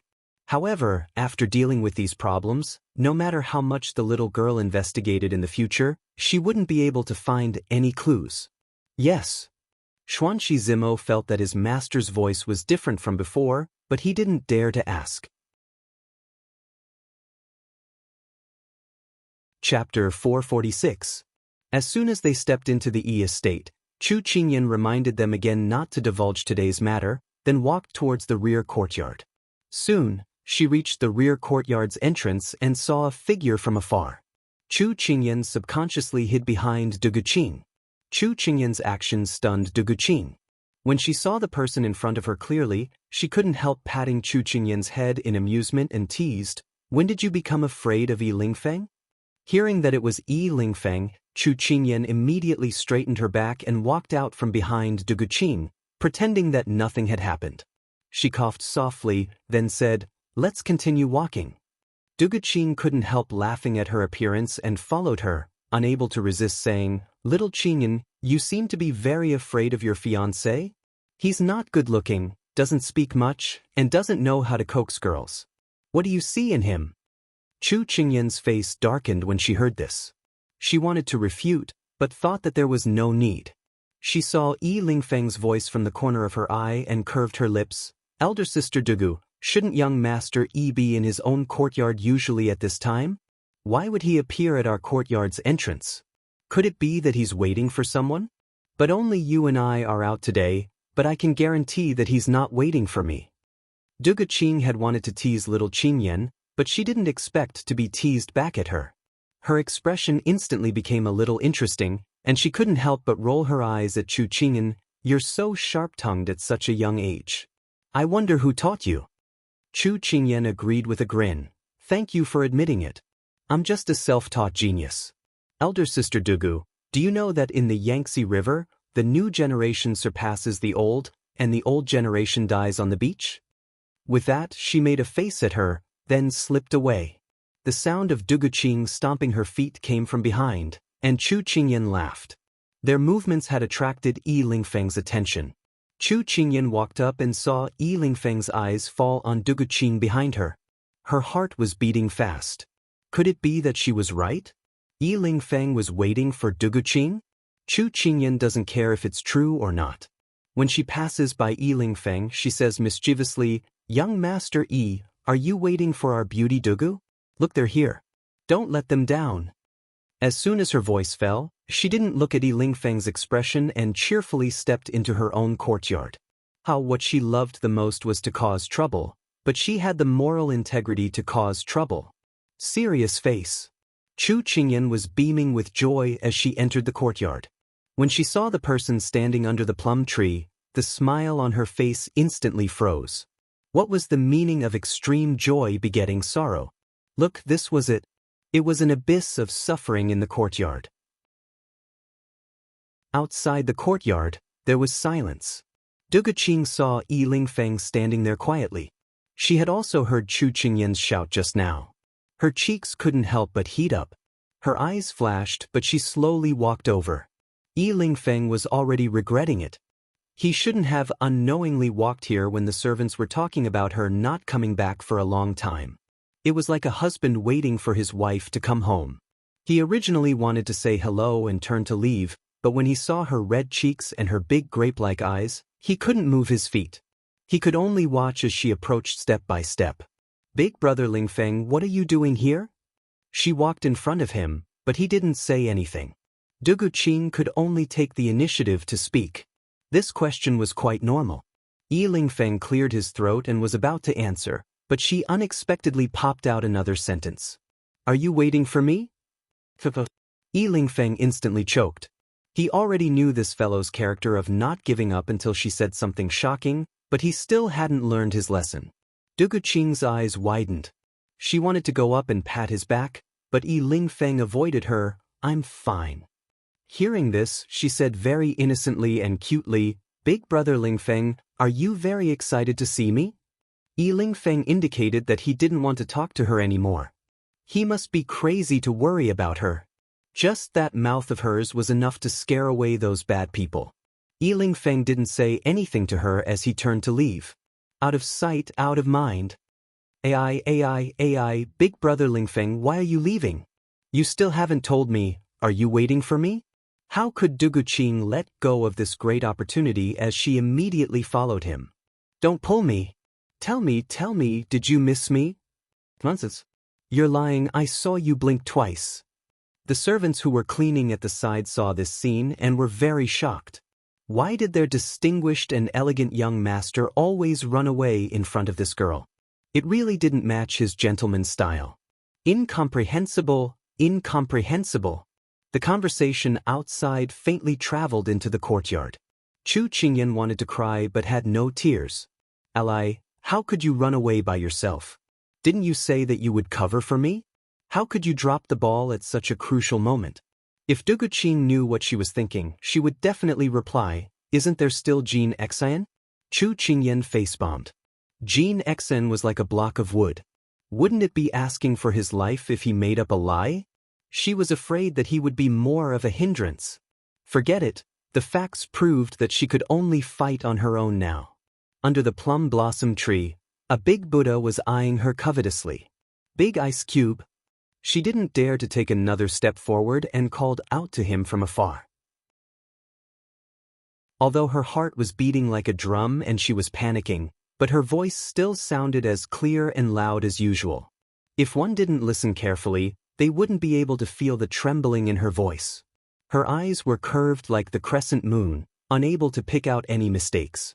Chu Qingyan gave herself extra points in her heart with satisfaction. It was a waste of her good acting skills if she didn't go into acting in the past.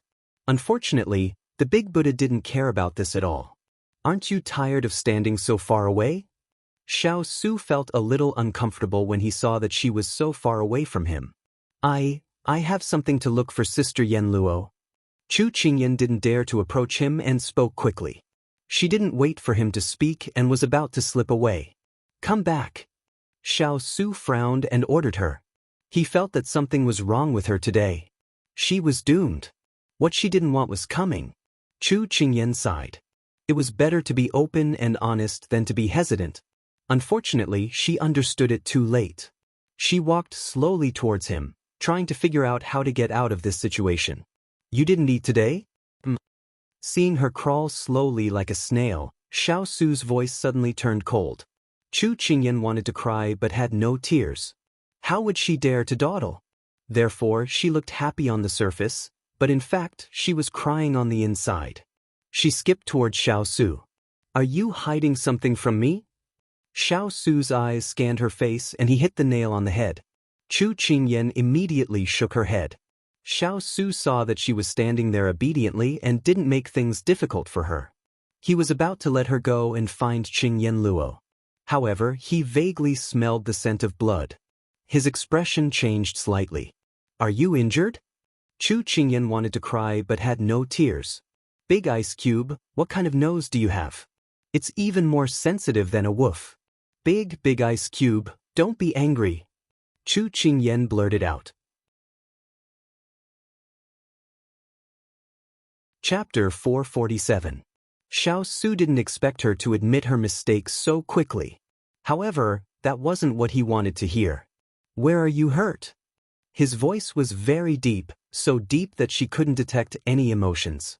Chu Qingyan knew that she had been exposed, so she could only confess. Otherwise, she would be severely punished. "My hand."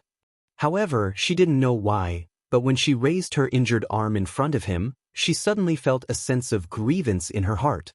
This feeling of grievance was very similar to that of someone who had been bullied outside and kept quiet. Only after returning home did she dare to bawl in front of the person closest to her. When she was injured, she didn't feel any pain at all. Even when Higashio Motetsu bandaged her wound, she didn't feel anything. However, the moment she raised her hand, she felt as if her wound was being burned by fire. It was a piercing pain. When Xiao Su saw the bloodstains on the sleeve under the cloak, his face instantly turned as cold as ice.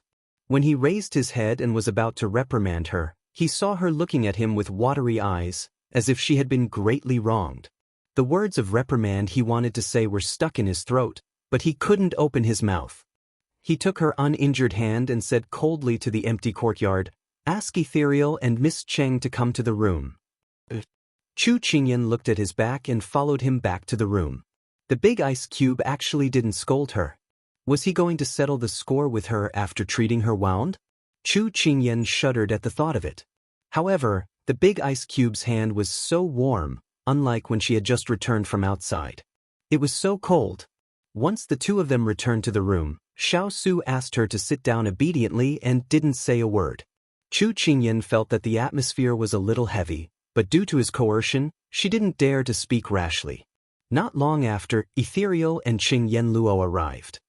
"Little girl, I heard that you're injured?" Qingyan Luo hurried forward and saw the satin bandage on Xiao Su's arm.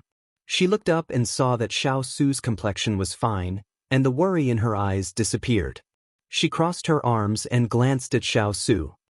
"I thought you were seriously injured, so you called me over in a hurry. Turns out it's just a minor injury." Kong Ling first bowed to his master. When he turned around and heard his shimmy say this, he couldn't help but turn his gaze to the young Wang Fei's arm. He let out a sigh of relief in his heart. His master had him and Shimmy come at the same time to see the patient. He also thought something big had happened. "Cut the crap. Deal with it first." Xiao Su ignored him and directly ordered. Qingyan Luo muttered, "You're really treating me like a servant girl." Ethereal chuckled at her words. It seemed that his master really doted on the young consort to the bone. He even made such a big fuss over such a small injury. He was used to seeing serious injuries and illnesses on the battlefield. Indeed, this small injury was nothing to him. However, it also depended on who was worried. Seeing the young consort sitting obediently on the chair like a little wife, he couldn't help but want to laugh. It seemed that only his master could control the young consort. Qingyan Luo went forward and untied the satin band.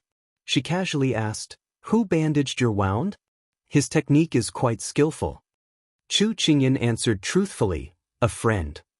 Xiao Su raised his brows slightly at her answer. Could it be the man who had appeared at Tianxiang brothel before? At this moment, Chu Qingyan thought of the thing on her back. Coincidentally, Yan Luo was also there. She became agitated. "Big Ice Cube, I have something important to tell you." Xiao Su wasn't moved by her words. "We'll talk later." Big Ice Cube's aura was too strong. She didn't dare to refute him and could only endure it. Qingyan Luo was amused by the way the two of them interacted.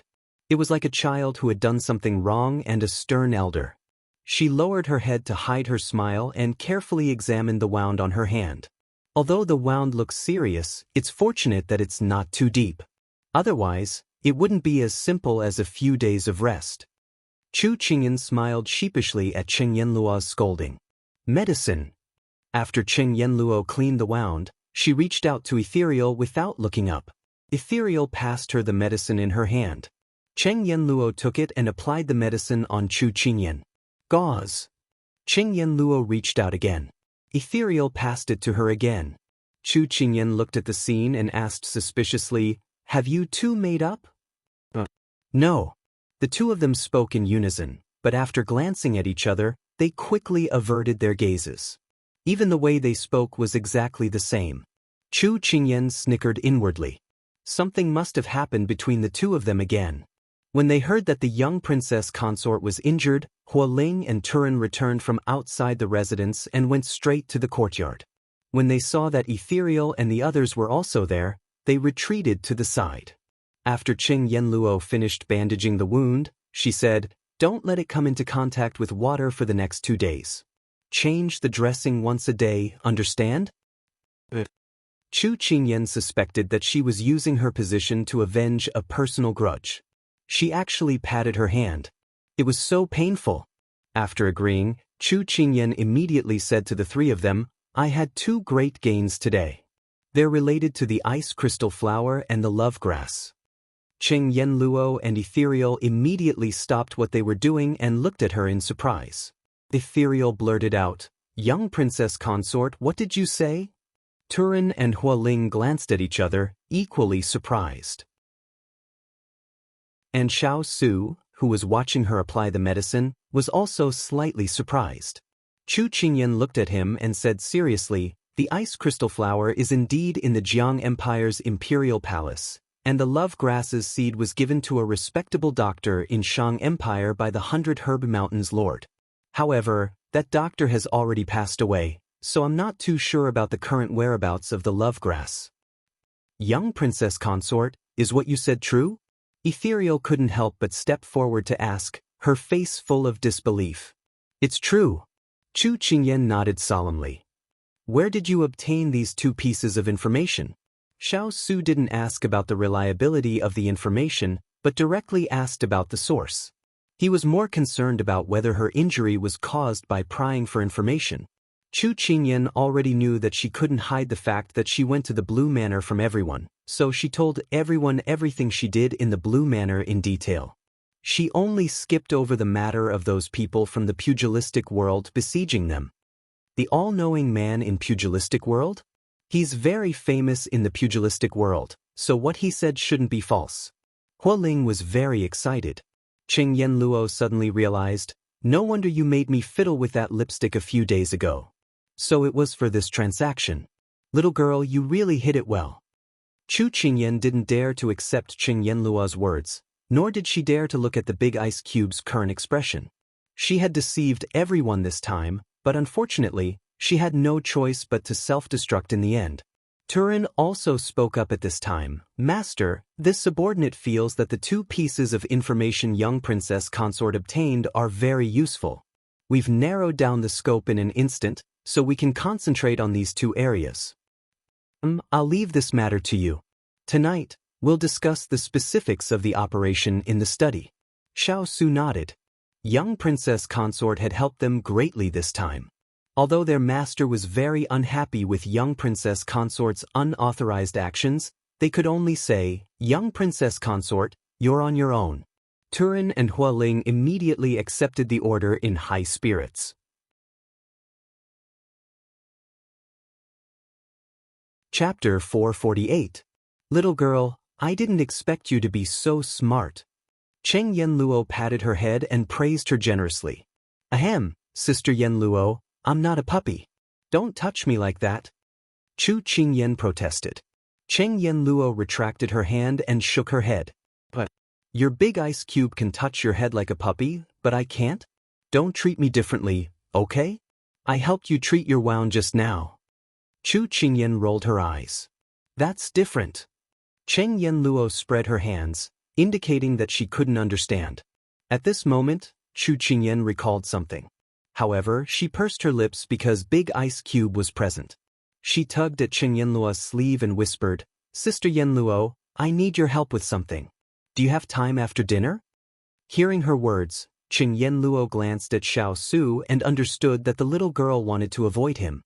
She nodded and said, "I'm always free. You can come to my room later." Qing Yanluo then said to Xiao Su, "There are a few famous doctors in Shang Kingdom. I remember that my father once traveled there. I'll go back and check the notes he left behind to see if there are any useful clues." "I'll have to trouble you, Miss Cheng." Xiao Su nodded. Qing Yanluo left. Ethereal noticed that the atmosphere between his master and the little princess consort was a little strange, so he excused himself with the excuse of checking some information. The room, which had been lively just a moment ago, was now left with only the two of them sitting opposite each other in silence. Chu Qingyan touched the gauze on her hand and cautiously glanced at the person who was drinking tea alone. She felt uneasy. Big Ice Cube's anger seemed to have subsided. She hesitated for a moment before she stood up and walked to him. She tugged at his sleeve and said softly, "Big Ice Cube, I was wrong. Don't be angry. Sister Yanluo said that you're not in the right condition to worry and get angry. You said that you were wrong. Do you know where you went wrong?" Xiao Su raised his eyes and looked at her with eyes as calm as water.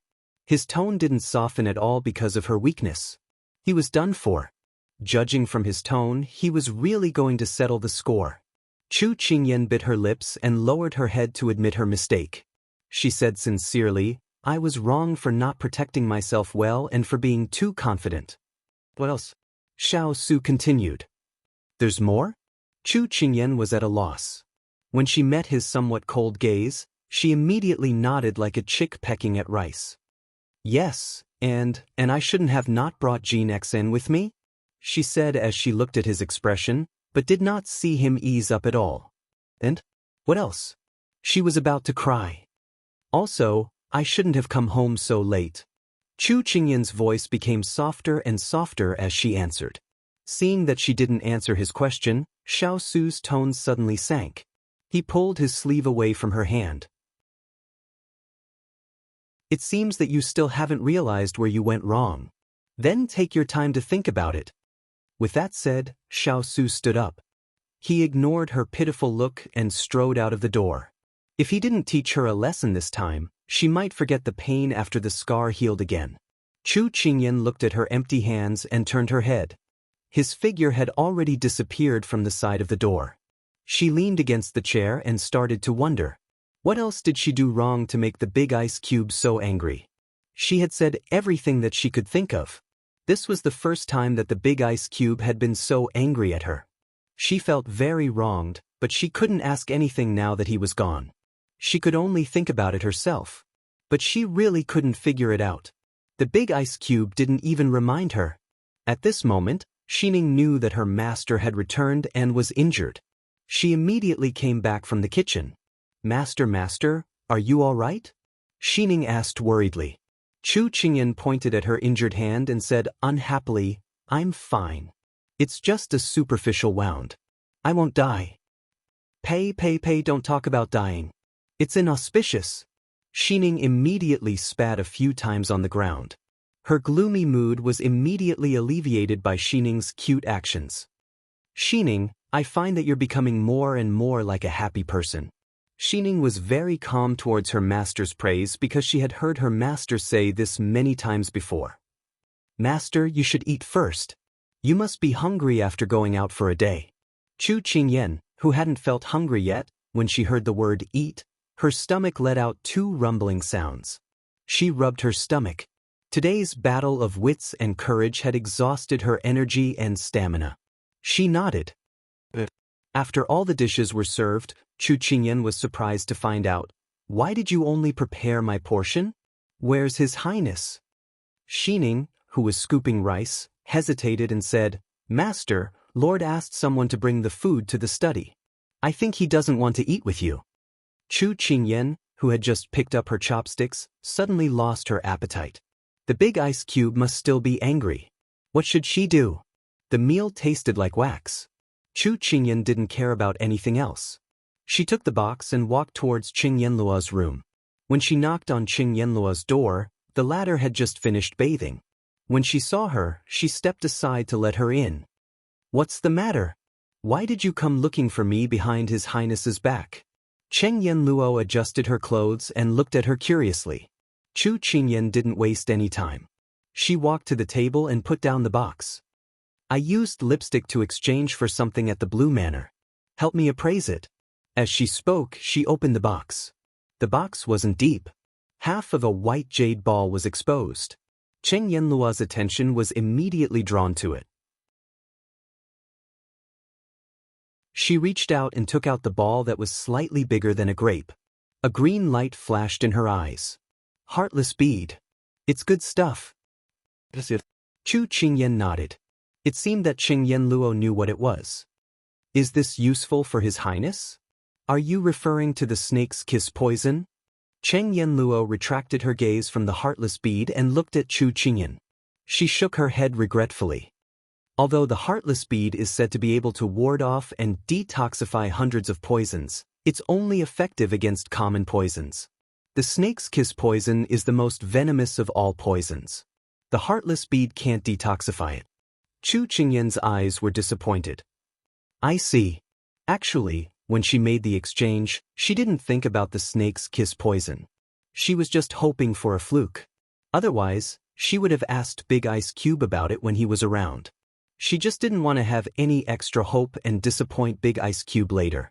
That was why she chose to ask him secretly. After all, she didn't have much hope." Cheng Yanluo's tone changed when she heard her disappointed tone. She smiled and said, "Although it can't detoxify the snake's kiss poison, it doesn't mean that it has no other effects. After all, this is a top-notch detoxification bead that everyone in the world covets. You can't underestimate it." "Then what other effects can it have on the snake's kiss poison?" Chu Qingyan's eyes lit up with hope.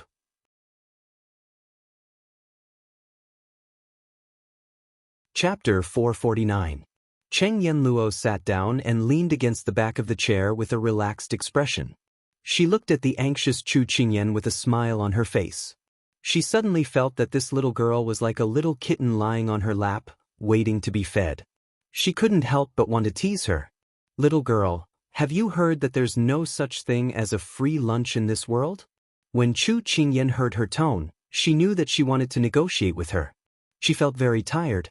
Why did each and every one of them want to help her with the purpose of negotiating? How could she be friends with them like this? Couldn't they be simple and pure? However, the other party had something she wanted, so she could only admit defeat. "Sister Yanluo, just tell me what you want. If it's within my capabilities, I'll definitely satisfy you," Chu Qingyan replied solemnly. Cheng Yanluo pretended to be obedient. "Little girl, I'm not the kind of person who would take advantage of an opportunity to blackmail others. However, since you've asked so sincerely, I'll feel bad if I don't accept it. I won't stand on ceremony then. I think your Xuexin lipstick is pretty good. Can you make me a set too?" Although she had participated in the production of Xuexin lipstick, she had only provided the flowers. Chu Qingyan was the one who actually made it. She had the recipe but didn't know where to start. When Chu Qingyan heard this, she nodded graciously. Although the production process of Xuexin lipstick was troublesome, it wasn't difficult for her. She could make 1 or 2 lipsticks, so she agreed readily. "Straightforward. I like your character. You're not wishy-washy or bashful." After praising her highly, Cheng Yanluo cut to the chase. Although the snakebite's poison is too strong and can't be detoxified by the heartless bead has the ability to condense the poison and slow down the spread of the poison. Although it can't detoxify the snakebite's poison, it can at least slow down the spread of the poison. Cheng Yanluo saw that she was puzzled, so she continued to explain. The redstone fruit can slow down the onset of the snakebite's poison and save a person's life for 81 days. The heartless bead has the same effect, but it's not as effective as the redstone fruit. How long can the heartless bead delay? Chu Qingyan felt that this effect was very powerful, and asked anxiously. "This?" Cheng Yanluo frowned and said uncertainly, "I don't know. After all, no one has tested it before." Chu Qingyan felt that these 10 days were too short, but it was better than nothing. Cheng Yanluo then added, But now that you've obtained the Heartless Pearl, the effects might be better if you use it in advance. At least your highness will be able to use his internal martial arts without triggering the poison. Chu Qingyan's eyes lit up. If that's the case, that would be great. Then the big ice cube won't be restricted. She couldn't use martial arts, so she was trapped by Junzi Mei and Junzi Xing in Junlan. Even if Big Ice Cube didn't say anything, she could still feel the humiliation. If a person lost the skills that they relied on to survive, they would feel despair and anxiety. Martial arts wasn't something that Big Ice Cube relied on to survive, but it was something that he couldn't do without. It was like he was used to writing with his right hand, but one day, he couldn't hold the pen with his right hand anymore. It was a feeling that he couldn't describe to others. Although Big Ice Cube didn't show it, Qing Yanluo knew how frustrated he was. The appearance of the Heartless Jade just so happened to solve this dilemma. Cheng Yanluo couldn't help shaking her head when she saw how overjoyed Chu Qingyan was. Little girl, you've been poisoned by your Big Ice Cube. It's too deep. Chu Qingyan looked her up and down and retorted bluntly, you've been poisoned by your Murong Ju too. We're in the same boat. Wow, is this how you treat your benefactor? Be careful, or I won't help you next time. You won't be able to ask for help. Cheng Yanluo snorted. Chu Qingyan raised her hands in surrender. She was afraid that she would have to trouble Cheng Yanluo with a lot of things in the future. She'd better straighten out this Empress Dowager's feathers first. But to be honest, I feel that the two of you have been acting strange recently. Did you do something behind my back? Chu Qingyan put away the box and asked with concern. What do you mean by, behind our backs? Let's do it openly, okay? As soon as she said that, Cheng Yanluo realized that she had said too much. She immediately stopped talking and looked away, trying to change the subject. It's getting colder and colder. Little girl, you should wear more clothes. Don't catch a cold. Her stiff tone and lame topic were enough to prove that she was guilty. Chu Qingyan moved her head closer to Cheng Yanluo, looked into her eyes and asked seriously, don't change the subject. Tell me now. I'll be lenient if you confess. Cheng Yanluo moved her face away and cleared her throat. It's not what you think. Don't get involved. Chu Qingyan looked at her suspiciously. You're really not going to tell me? You'd better take care of your Big Ice Cube. We're fine. Cheng Yanluo patted her head and smiled naturally. Alright, I won't ask. Chu Qingyan spread her hands. But I think that lovers who can kill each other can still love each other. I really hope that you two can get back together. Cheng Yanluo smiled and said, forget it. After this trip to Jiang Kingdom is over, we'll go our separate ways. He has his responsibilities, and I have my medical center. In the future, we won't be able to work together. Chu Qingyan could hear the sadness in her voice, and she thought to herself, isn't this like the torture before parting? It was indeed the world of love. No one could understand it. Chu Qingyan sighed inwardly and stopped asking questions. It was rare to see this side of Cheng Yanluo. Little girl, if your Big Ice Cube gets rid of the poison, what are your plans? Cheng Yanluo suddenly asked. There's no if. He'll definitely get rid of the poison. Chu Qingyan said solemnly. I don't know what plans I have. I don't have any big ambitions at the moment. I'll just stay by Big Ice Cube's side. If he goes back to Sichuan to be the Lord, I'll accompany him to the capital. If he leaves everything behind, I'll wander the world. It's all good. It seems that your feelings for your Big Ice Cube are quite deep. I'm so envious. Cheng Yanluo poured a cup of tea for Cheng Yanluo and another for herself. She was a little absent-minded as the warm tea pressed against her fingers.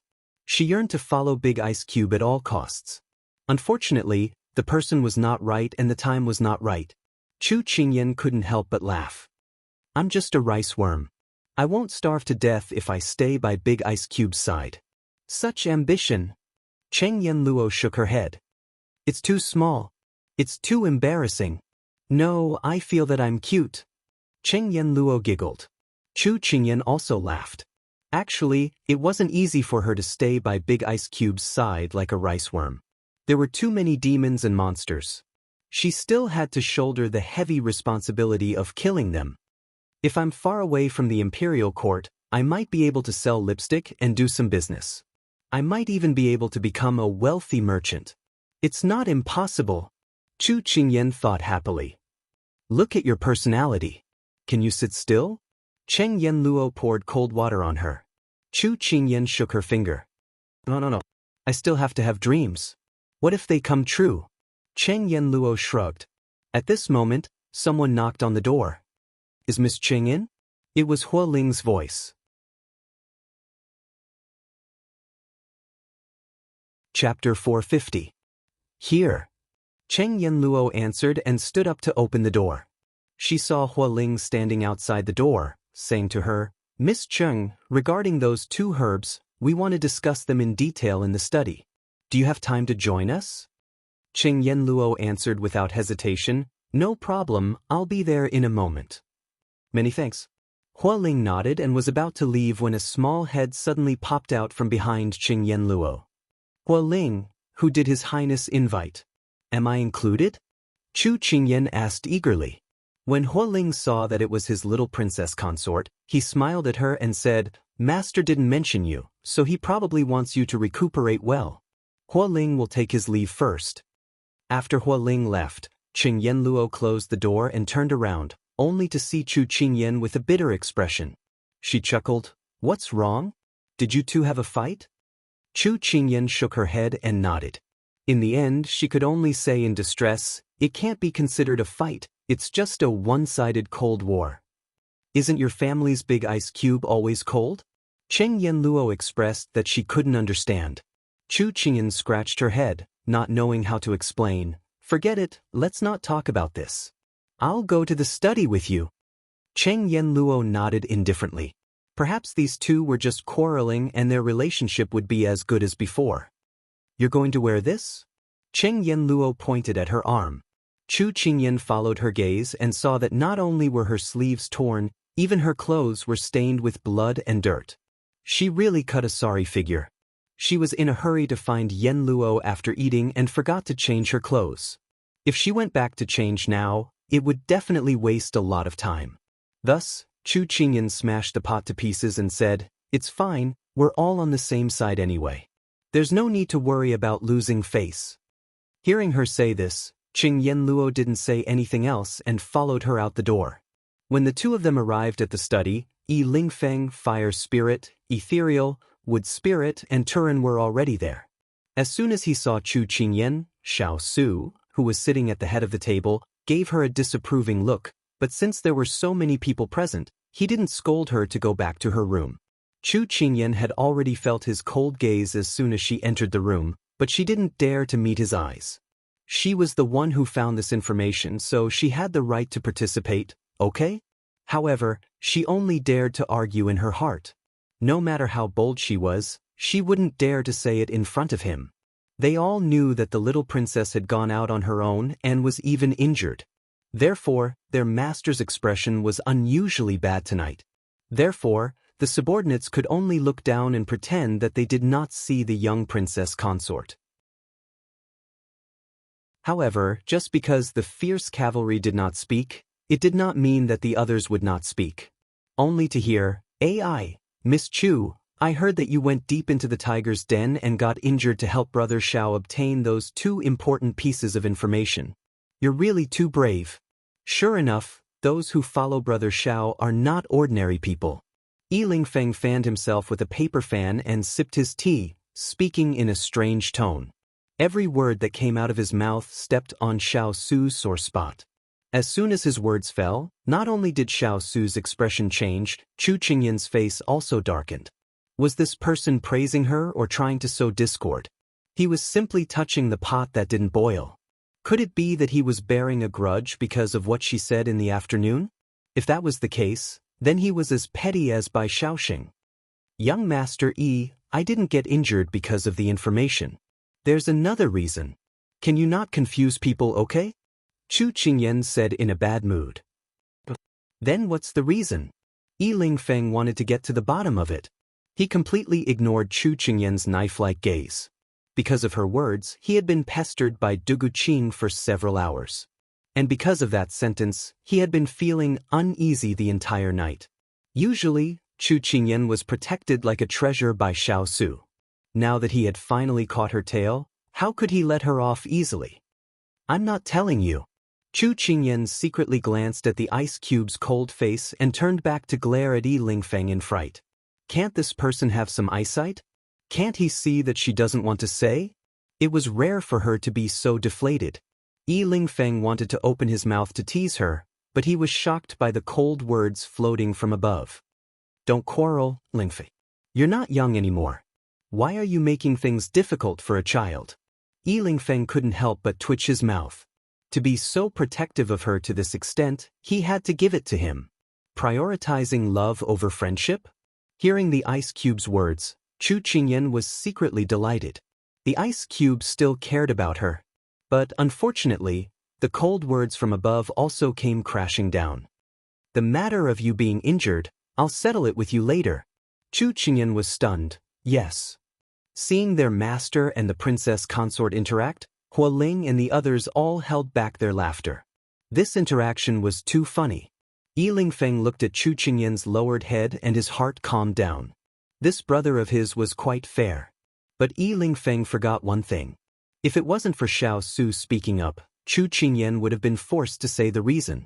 How could Xiao Su not see that Chu Qingyan didn't want to talk about this topic? He only spoke up because he didn't want to make things difficult for her, so Xiao Su was still protective of her. It was a pity that Yi Lingfeng did not think of this and was still feeling smug. Back to the topic, let's talk about tonight's topic first. Xiao Su's voice returned to normal as he said coldly, Hua Ling, Turin, tell us the information you've gathered. Hua Ling spoke first. This afternoon, we brought people to investigate the surroundings of the Jiang Kingdom's imperial palace. We found that their guards were the same as a few days ago. The number of guards only increased. Our people are not familiar with the terrain of the Jiang Kingdom's imperial palace. If we want to sneak into the imperial palace at night and search for the ice crystal flower, we may have to consider it at length. Turin continued, this subordinate has already sent a messenger pigeon to Water Spirit, asking her to focus on the Shang Kingdom. If there's the whereabouts of the love grass, she should immediately inform us. Xiao Su nodded. He turned to ask Yi Lingfeng, can we get the map of the Jiang Kingdom's imperial palace? At this time, Yi Lingfeng had already put away his frivolous appearance and was still waving his fan. He said with a serious expression, I'm afraid we'll have to wait for another 2 days. Recently, the Imperial Household Department has not purchased any cloth. Moreover, the people in the Imperial Palace only enter and do not leave. The people I sent out also did not receive any news. When the security in the Imperial Palace is relaxed, I'll contact the people inside. Xiao Su nodded. If we can't get the topographic map within 3 days, I'm afraid Turin will have to bring people to make a trip there personally. At this time, Qing Yanluo spoke. I went back and checked the information about that doctor from the Shang Kingdom today. There are only 3 people who meet the 3 conditions of being a person of virtue and prestige, being acquainted with the 100 Herb Mountain Lord, and having already passed away. Which 3 people? Chu Qingyan asked with widened eyes. She originally thought that the love grass would have to fish in the sea of the Shang Kingdom. She did not expect that they could narrow down the search area in 1 day. She could not be more lucky. Chapter 451. Cheng Yanluo didn't beat around the bush and said directly, one is the famous folk doctor Zhang Zhaotian, the other is Wei Hongfeng from a medical family, and the last one is Shang country's imperial physician Ma Wu. I think we can start our investigation from these 3 people. Cheng Yanluo had just finished speaking when Ethereal continued. This subordinate has also checked the information on Shang country's medical practitioners in the past 20 years. Indeed, these 3 match the information given by young princess consort.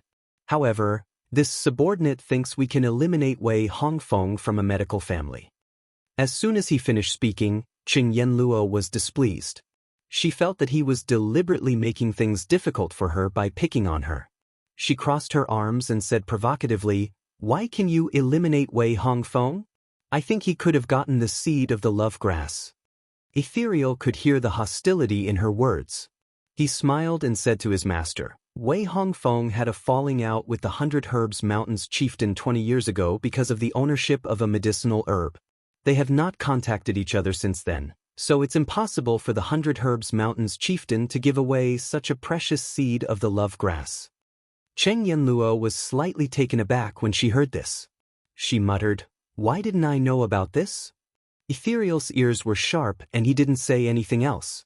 His junior sister was good at everything, but sometimes she was careless. After so many years, she still hadn't changed. If that's the case, then it's even better. Master, we can start from the remaining 2 medical practitioners and eliminate them one by one. Even if they give it away or plant it successfully, we can follow the vine to find the melon and finally find the specific location. Huo Ling said happily. Xiao Su's expression eased a lot. We need someone to go to Shang country to investigate. Who will go? Huo Ling stood up. Master, let this subordinate go. Turin's men are better at spying. It'll be easier to investigate the ice crystal flower and it'll be better for them to stay by your side. Xiao Su pondered for a moment before nodding. I approve your request. When the time comes, ask Water Spirit to send someone to assist you. Yes, this subordinate will set off tomorrow. Huo Ling agreed.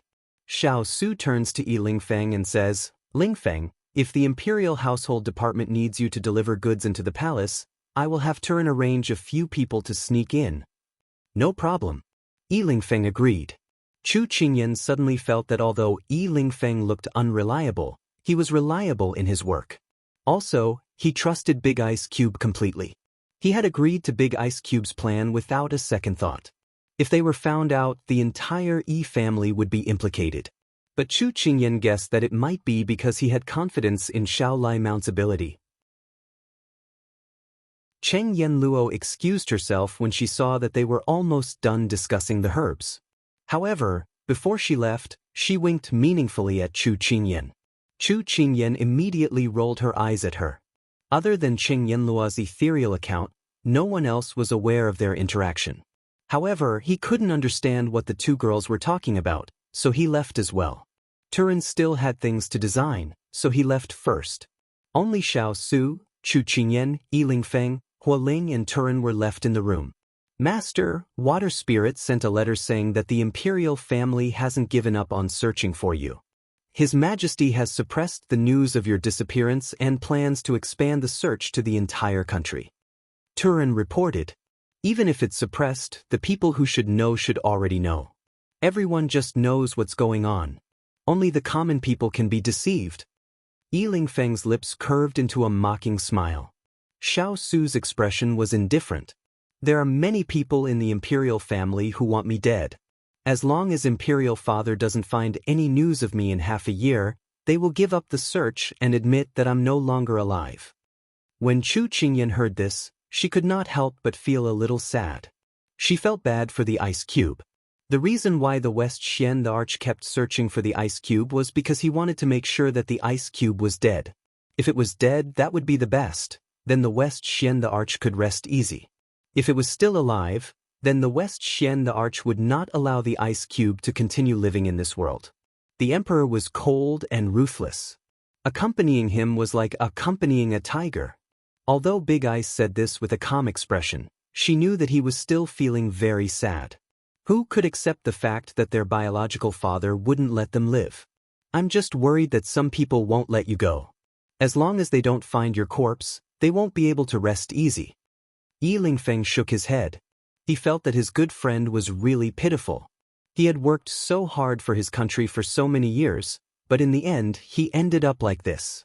He couldn't help but sigh. Xiao Su thought of Consort Yu and the people hiding in the dark. His face darkened. Then let's make them feel uneasy. The way to torture someone was not to kill them with a stab. Instead, it was to grind them bit by bit like a needle. It wouldn't make them feel pain, but it would be hard to ignore. I don't think they'll find the Jiang Kingdom in a short time. Let's get rid of the snake's kiss poison first, then we'll act according to the situation. Turin interrupted. Everyone nodded. Miss Chu, you haven't said a word tonight.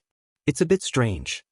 When the conversation was about to end, Yi Lingfeng turned to look at her. Chu Qingyan was taken aback by the sudden mention of her name. However, everyone's gazes were already on her. Even the big ice cube's gaze landed on her once again. This Yi Lingfeng was really too much. Couldn't he see that she was trying to reduce her presence? In the end, he still wanted to make things difficult for her? She could only brace herself and meet everyone's gaze. I don't have any objections. I just want to find the ice crystal flower and the love grass as soon as possible. It seems that Miss Chu really has deep feelings for Brother Xiao. This humble one admires you. Yi Lingfeng smiled and cupped his hands. Chu Qingyan felt that this Yi Lingfeng was really too much. Wasn't it just a sentence? He still held a grudge until now. Alright, that's about it for today. You all should go back and rest, Xiao Su said. Everyone retreated. Soon, only Chu Qingyan and Xiao Su were left in the study. Xiao Su glanced at her. He didn't say anything else. He just picked up the letter on the desk and started to read it. Chu Qingyan twisted her fingers. She couldn't stand the silence in the room.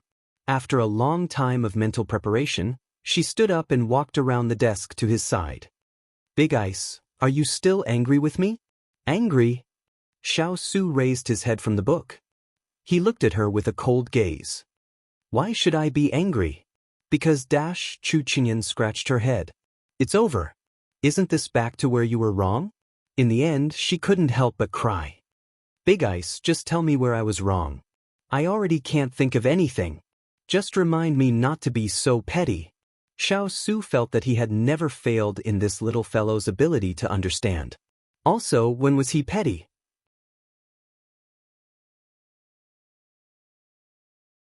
Chapter 452. Xiao Su decided to ignore her tonight and let her reflect on herself. He absolutely could not indulge her again. Otherwise, if she dared to go overboard today, she would be even more lawless next time. Chu Qingyan saw that he had lowered his head to read again, as if he did not want to pay attention to her. Chu Qingyan was a little anxious. This was the first time that the big ice block ignored her. She did not know how to solve the problem between the two of them, because she did not know what kind of answer he wanted. Xiao Su felt that the person beside him was not moving. Although it was strange, he did not think too much about it. The little fellow needed to be taught a lesson. Chu Qingyan did not know what he was thinking. At this time, she was thinking about how to make the big ice block cool down. Unfortunately, the series of things that happened today had already exhausted her. Her brain could not work, so she simply took action. Her body moved according to her heart. She reached out and hugged his neck from behind, then leaned on him. Big ice block, don't be angry. I was wrong. I just don't know what I did wrong. Tell me. I will definitely change. When she leaned on him, he had already felt it. If it was anyone else, he would have thrown them out long ago. But since it was her, he could not do it. The warm breath and soft voice made the softest part of his heart collapse in an instant. He felt that he could accept her attitude of admitting her mistake, but when she said that she did not know what she did wrong, he still felt that he could not forgive her. You really don't know what you did wrong? Xiao Su raised his eyebrows. As soon as his voice fell, he felt that pair of little hands tighten slightly. Her little face buried deeper. Then he heard her negotiating tone. Can my merit make up for my mistake? She could not answer, so she changed the topic. Xiao Su did not know whether to laugh or cry at her actions. Yes. Xiao Su felt that the punishment was enough. She could not think of anything. No matter how angry he was, she still did not know the reason. It was useless. However, he did not expect that he would be so angry with someone one day. However, the little fellow's contribution this time was indeed great. It was understandable for him to reward him. As soon as Xiao Su spoke, Chu Qingyan was so excited that she raised her head and kissed him on the cheek. She didn't even notice that Xiao Su's body had stiffened because of her sudden action. Then she hugged his neck and jumped up and down. I knew that big ice block was the best. Not only can you hold a boat in a prime minister's stomach, but you're also very righteous. You're the most generous person I've ever met. Oh yeah. Ouch, my hand. As soon as she jumped, her extreme joy turned to sorrow and she pulled on her wound. Xiao Su hadn't recovered from his shock when he heard her cry. Without thinking, he pulled her in front of him and reached out to check her arm. Xiao Su frowned and said, "Who told you to jump around like that? Your wound has split open." Chu Qingyan's face was full of regret. Wasn't she too happy? How could she remember that she was still injured? Seeing her hang her head, Xiao Su knew that she was regretting it. He sighed softly and stopped lecturing her. He took the medicine and gauze from the table and prepared to help her change her dressing. When Chu Qingyan saw the medicine on the table, she couldn't help but be curious. Shouldn't this be hers? Why was it in the study? She didn't know that Xiao Su had asked Ethereal to prepare the medicine in the courtyard in case she needed it. However, he didn't expect that it would come in handy so soon. Chu Qingyan was about to say something, but she heard him say sternly, "Don't move. Be careful not to touch the wound." This time, she didn't dare to move. She sat obediently and watched as he untied her gauze and applied the medicine. She was sitting and he was standing. From her angle, she could see his lowered eyebrows and serious expression. She realized that whenever Big Ice Block was focused on something, his gaze was very special. His black eyes seemed to gather all the starlight, but this starlight wasn't bright. Instead, it seemed to be isolated in glass. It was thick and clear, as if it had a magical power. As long as she looked at him, her heart would calm down and she would calm down. Men who were serious were the most charming. There was no doubt about this. The white gauze was wrapped around his slender fingers. His fingers moved quickly and quickly tied a knot. It was so fast that she was dazzled. Big Ice Block's movements were very practiced. This was not only because he had suffered too many injuries on the battlefield, but also because in this year he had bandaged her many times. How could practice not make perfect? "It's done." Xiao Su retracted his hand and kept the medicine bottle and gauze. Chu Qingyan touched the gauze on her arm and looked at him secretly. "Big Ice Block, you said that you wouldn't be angry with me. You can't go back on your words." Xiao Su was a little depressed at first, but after hearing her childish words, it all disappeared. He couldn't help but smile. "I've never been the one who went back on my word." "Huh?"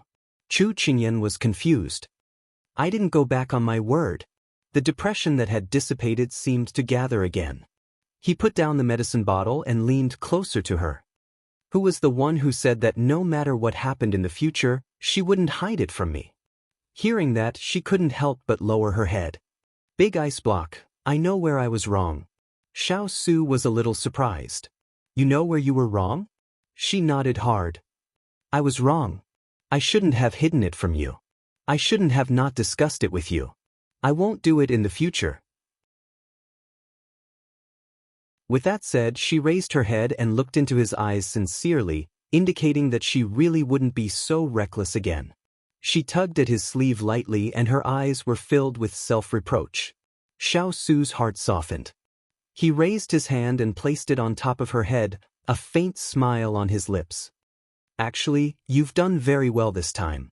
You're brave and resourceful, and you've managed to find the whereabouts of the two herbs. You've contributed greatly, but I hope that you'll always remember that in the future, you're not allowed to make decisions on your own, you're not allowed to deceive me, and you're not allowed to bring guards with you. If you were to act alone, I wouldn't be able to help you. You have to know that the outside world is different from home. No one will give in to you, and no one will care about your feelings. If you're not strong enough to make others fear you, then you should try your best to protect yourself. If you don't want to be strong enough, you must be strong enough to protect yourself." Big Ice Block was right. She knew that it wasn't easy for him to say so much. "I know. I will always remember that. I apologize. It's not that I didn't remember what you said before, but I was afraid that if I said it, you wouldn't agree to let me go." Chu Qingyan pursed her lips and spoke out her biggest worry. Xiao Su stroked her long hair and smiled faintly. "If you think that you have enough strength, are you afraid that I won't agree? So you still need to grow." She admitted that she didn't have the ability to make others feel assured. "I'm just worried about you going alone, but that doesn't mean that I won't let you go," he suddenly said. Her eyes widened. "Big Ice Block, what do you mean?" "If there's a next time, I'll go with you." He smiled gently. She did it because of his poison. How could he bear to be so harsh?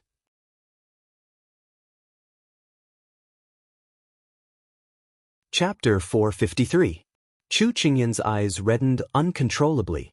She felt that in the past year, besides her parents, the person in front of her was the one who had tolerated her the most. He didn't like to speak and didn't have many sweet words. He would only use his actions and the most simple words to tell you that he would give you a piece of the sky and that you could fly freely without worry. Xiao Su didn't know what he had said wrong, but the little fellow in front of him actually turned red. He had no experience in coaxing people, so he could only clumsily hold her in his arms. He sighed softly and said, "I'm not angry anymore. You don't have to blame yourself. Just be careful in the future and don't pretend to be obedient." Chu Qingyan rubbed her eyes and said embarrassedly, "I know, Big Ice Cube. I haven't changed my clothes when I came back. I'm so smelly. I don't want to dirty your clothes." Xiao Su couldn't help but laugh at her words. In the past, when we were on the battlefield, we didn't bathe for 4 or 5 days and still came out like this. I'm not that precious. But after speaking, he let go of her, mainly because he was worried that he would touch her wound. Was the war very tiring? Chu Qingyan couldn't help but ask when she heard him talk about the battlefield. "It's not hard at all. I'm just doing my part," Xiao Su said with a faint smile. Chu Qingyan tilted her head. "Then will you go back in the future?" Xiao Su looked at her calmly and said naturally, "I can't go back." These 4 words stunned Chu Qingyan. Could he not go back to the peaceful days of the past? Or was it because of Xishuan's assassination that he couldn't go back? Or both? Chu Qingyan didn't ask further. Since Big Ice Cube could answer her questions so calmly, it meant that he already had a plan in mind. She had once told Yen Luo that she would follow him wherever he went. The world was big, and as long as they were together, they would be home. "Oh yes, when I was at the Blue Manor, I exchanged something good. I don't know if you'll like it." Chu Qingyan suddenly thought of the most important thing, so she quickly took out the small box and handed it to Xiao Su. Xiao Su looked at the ebony box lying in her palm and was a little surprised. "What is this?" "You'll know once you open it." Chu Qingyan urged expectantly, but at the same time, she was nervous.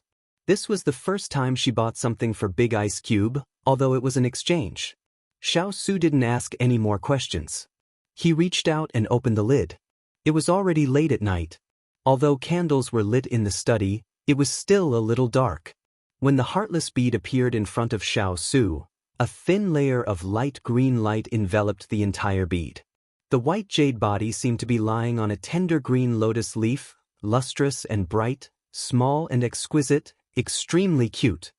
"Big Ice Cube, I'll give it to you. Do you like it?"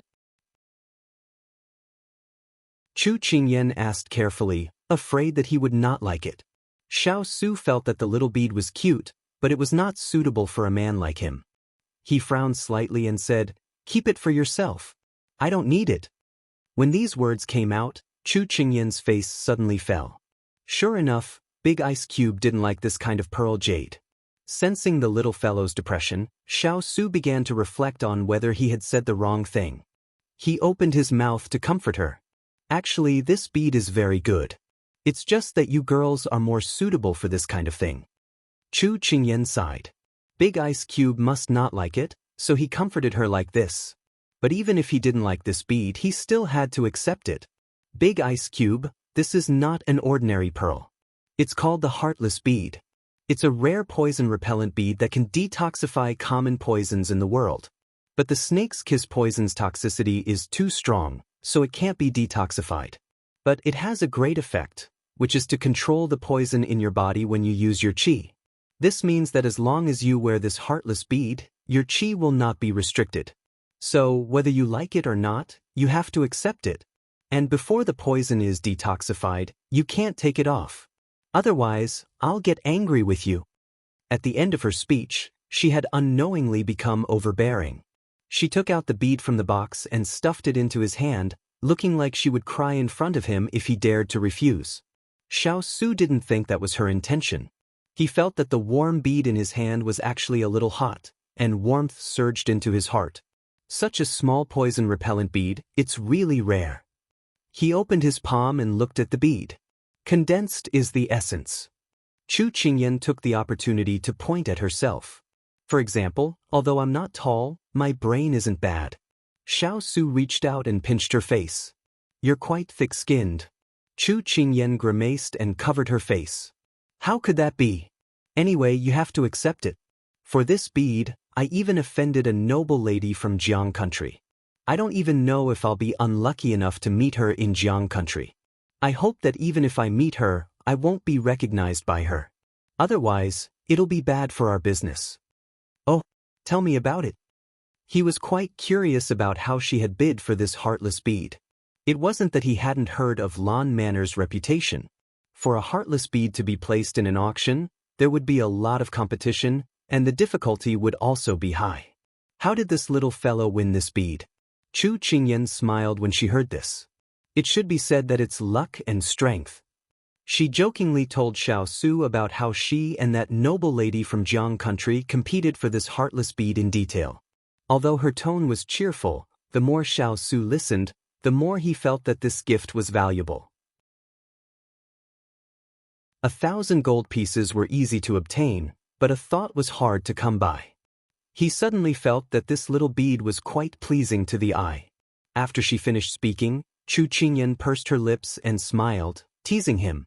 A pearl of fine jade, worthy of a hero, it's worth it. Xiao Su felt her jubilant mood, and couldn't help but raise the corners of his mouth. Originally, this time, he was in a bad mood because the little fellow followed others to Lan Manor and didn't report to him. But when he received the heartless bead that she had painstakingly obtained, that little bit of displeasure dissipated. In the little fellow's heart, his weight was far more important than her so-called friend. It wasn't that he didn't think of thoroughly investigating the identity of her friend, but when he invited Turin, he finally gave up. He said that he would give her an independent world and let her grow up freely, so he couldn't interfere with her right to make friends.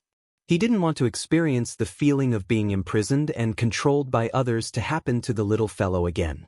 Chu Qingyan didn't know that unknowingly, her family's big ice block was jealous because of Higashio Motetsu.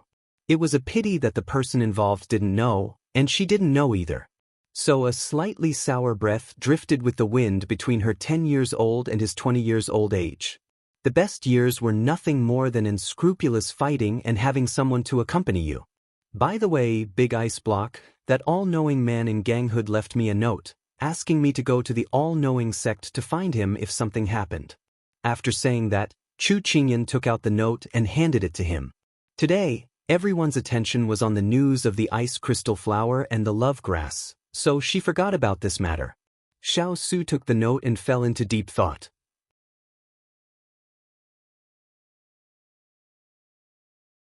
Chapter 454. I don't know much about the all-knowing man in ganghood, but according to your description he must have taken a fancy to the item you have, Xiao Su concluded. Chu Qingyan nodded and said unhappily, I think so. He looks very gentle, but he's too narrow-minded. He could have written down the exact location of the ice crystal flower, but he gave it a range. It's clear that he planned this. I'll think of something in the next 2 days and ask the wood spirit to help me complete it. When the time comes, I'll have someone bring it to the all-knowing sect to find him and exchange it for the exact location of the ice crystal flower. If that doesn't work, we can get the topographic map of the Jiang Kingdom's imperial palace. Xiao Su nodded. That's one way.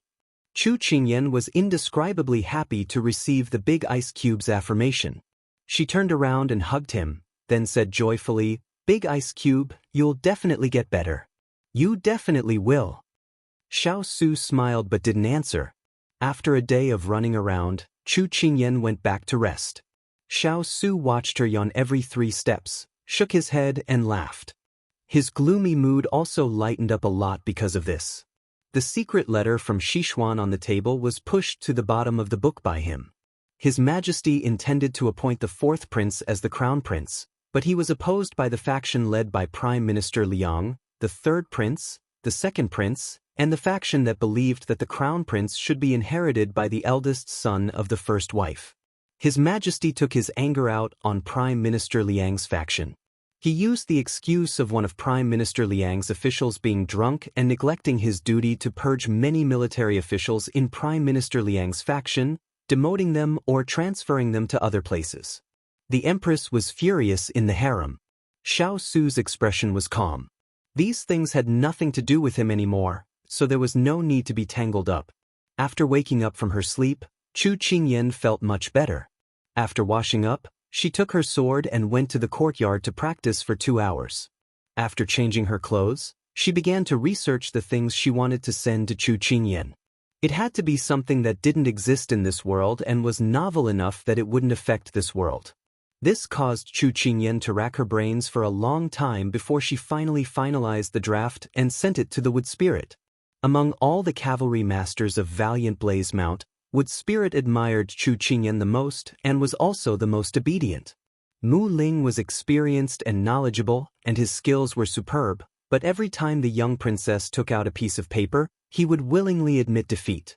Arrogant people would also lower their noble heads when they met someone stronger than them, let alone someone as talented and arrogant as Mu Ling. When Mu Ling received her blueprint, he was pleasantly surprised. He immediately gathered people to research it and prepared to turn it into a real object. Chu Qingyan recalled the time at the auction. Bai Xiaoxing's gaze had landed on the lipstick in her hand more than 3 times. Perhaps he had developed an interest in her lipstick. Although she didn't know what a man like him would use it for, she would send him a copy when the time came, just in case. So she said to Mu Ling, "Make a few more copies of the bamboo box and bamboo tube that I asked you to make last time. I want to make a new lipstick." "As you command," Mu Ling replied. "All right, that magnifying glass, do you still have any ready-made ones? I want to give one to my father and one to His Highness." Chu Qingyan asked. Mu Ling smiled bitterly. "Master Chu came to this subordinate's room yesterday and already took one away. This subordinate still has one here. I will bring it to you now." Every time Master Chu came to find him, he would always make a mess of his room. Moreover, when he left, he would always take some of his things, causing him to suffer unspeakably. Chu Qingyan naturally knew what kind of personality her father had. She said apologetically, "My father doesn't have many hobbies. He just likes some strange things. If he has caused you trouble, please don't take it to heart." How could Mu Ling bear the young princess consort's apology? He waved his hands. "It is this subordinate's good fortune to be able to gain Master Chu's favor. Young princess consort, please don't say that." Who knew that? Speak of the devil. Mu Ling had just finished speaking when a vigorous voice sounded, "Blockhead, I've brought good fortune for you." Mu Ling's back stiffened when he heard this. "It's over, the king of destruction is here again." Chu Qingyan turned her head and saw her father standing at the door. She went up to him. "Father, you're here to play with Mu Ling again?" "Father isn't here to play. I'm here to research something fun with Mu Ling," Father Chu replied in all seriousness. Chu Qingyan rubbed her nose. Even if you beat her to death, she didn't believe that her father could research anything. She just pitied Mu Ling. Before she left, she heard cries of disbelief coming from the room. "Master Chu, you can't break that wing. Master Chu, you can't break that wheel. You have to be careful. These pearls are priceless." Chu Qingyan slapped her forehead. She didn't hear anything. She didn't hear anything at all. After Mu Ling's 2 days of research, it was quickly completed. Chu Qingyan had Turin send someone to bring it and the lipstick to the all-knowing sect in exchange for information. Unfortunately, Bai Xiaoxing, who had just finished his trip to the Blue Manor, was sitting in a carriage and rushing to the all-knowing sect. He had been away from home for many days. He didn't know if his wife would be bored by herself. Although he didn't show it on his face, he was already impatient to see his wife. However, at this time, a winged cavalry warrior swiftly arrived and delivered an urgent letter. Bai Xiaoxing saw that it was about his wife and immediately opened it. After reading 10 lines at a glance, the corners of his eyes twitched. Ai saw that his master's expression wasn't good and immediately asked, "Master, did something happen to Madam?" He heard his master gnash his teeth and say, "Madam ran away from home again." Ai's eyes widened. How many times had this happened this year? His master had such a hard life. He had to start his life of chasing after his wife again. "Someone, turn the carriage around and look for Madam," Bai Xiaoxing ordered coldly. "Then, master, didn't you ask that little girl to go to the all-knowing sect to look for you?" Ai asked hesitantly. Bai Shaoxing looked at him coldly. Is there anything in this world that is more important than Madam? I.e. immediately lowered his head. Yes. Madam is the most important. More important than anything else. He had no choice but to accept his master who doted on his wife like his own life. He only hoped that little girl would find the whereabouts of the ice crystal flower as soon as possible. His master didn't play by the rules. Thus, Bai Shaoxing's carriage went in the opposite direction and brushed past Xiao Lai's cavalry that Turan had sent. Going in the opposite direction, they went further and further away. When Xiao Lai's cavalry arrived at the all-knowing sect to seek an audience with Bai Shaoxing, they were told that their master wasn't in the manor and that his return date was uncertain. Xiao Lai's cavalry returned without success. He really dropped the ball at a crucial moment. By the time Chu Qingyan found out about this matter, a few days had already passed. She was furious. Was this Bai Shaoxing toying with her again? He was simply too hateful. However, she didn't know that Bai Shaoxing, whom she had cursed no less than 100 times, was currently distracted by his wife. How could he have the leisure to care about these things? However, at this time, Yi Lingfeng brought good news.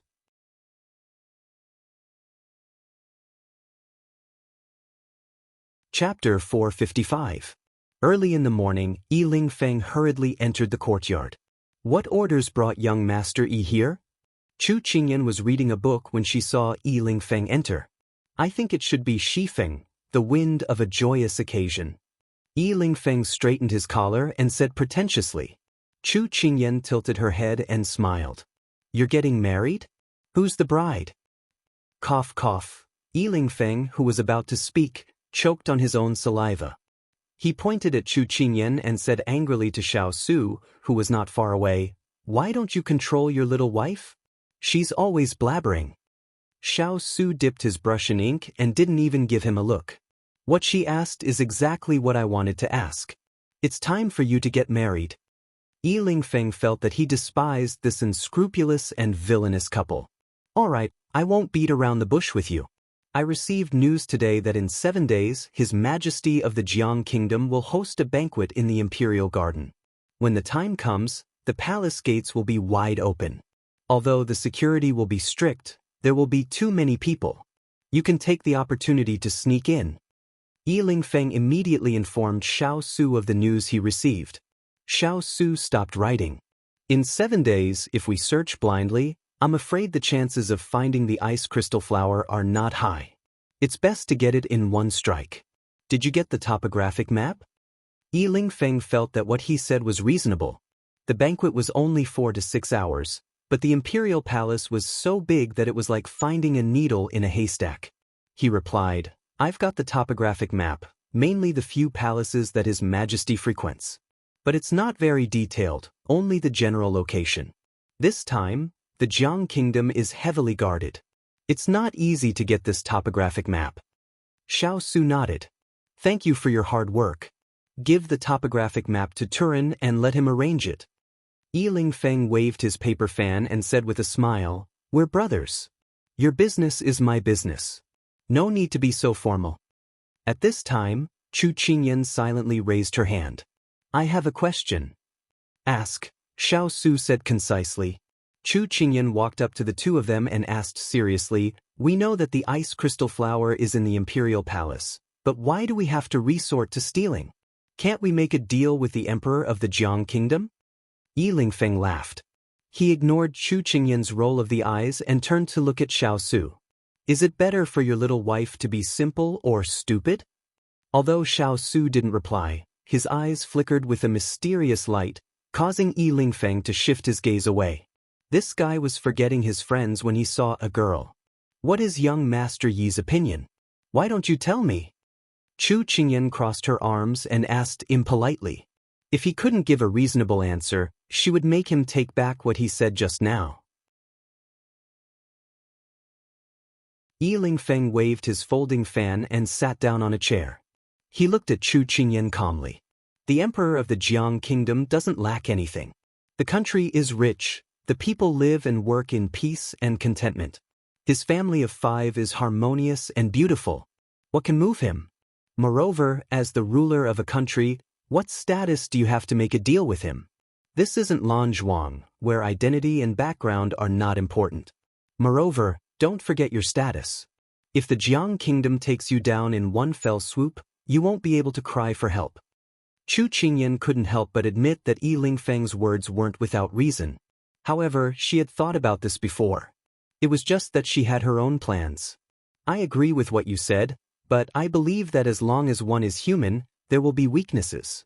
There will be things that one wants to pursue, unless one is a monk. The four elements are empty and have no desires.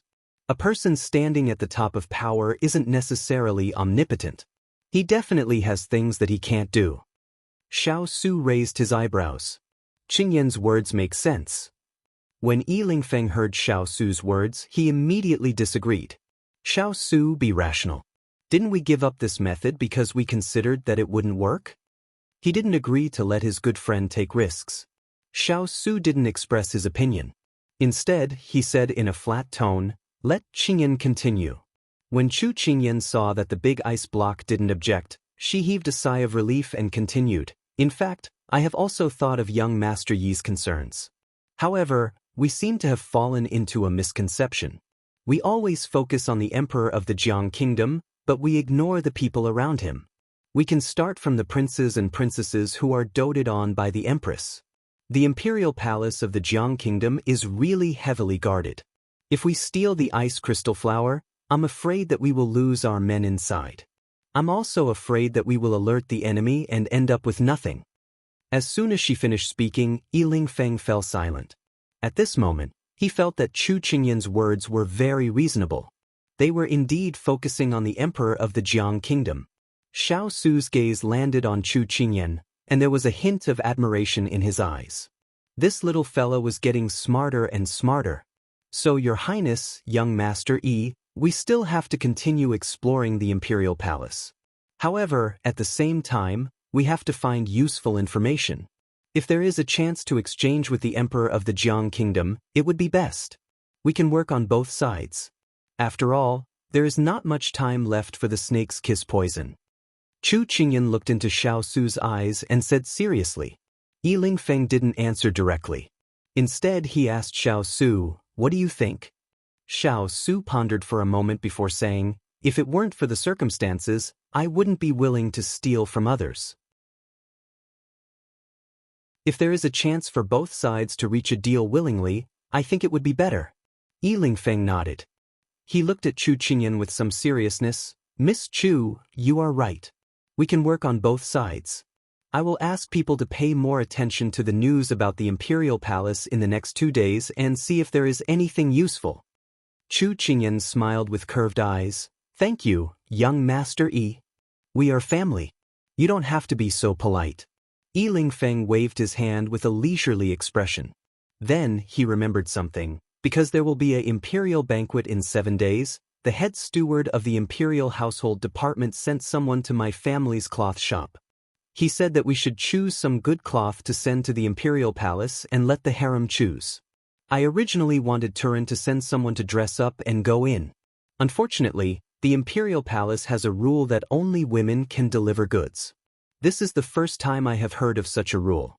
However, we can't disobey it. We missed a good opportunity. I'm afraid that the imperial palace is on guard because of the previous assassination, Chu Qingyan guessed. Then she said to Xiao Su, "Are there no women in the Xiao cavalry?" "There are, but they don't bring them with them. It's too late to move them now." Xiao Su's expression darkened. Chu Qingyan felt that this was a rare opportunity. If she could enter the harem, she might be able to obtain some information. She suddenly raised her hand. Before she finished speaking, Xiao Su saw through her thoughts. He didn't hesitate at all, not aloud. You're tuning in to the Passion Pages YouTube channel. We're so grateful for your support, and don't forget to subscribe to join us on this incredible journey through captivating stories. Your generosity through donations truly makes a world of difference, as it's the primary source of revenue that allows me to expand and enhance this channel for you. Thank you from the bottom of my heart for being a part of this adventure.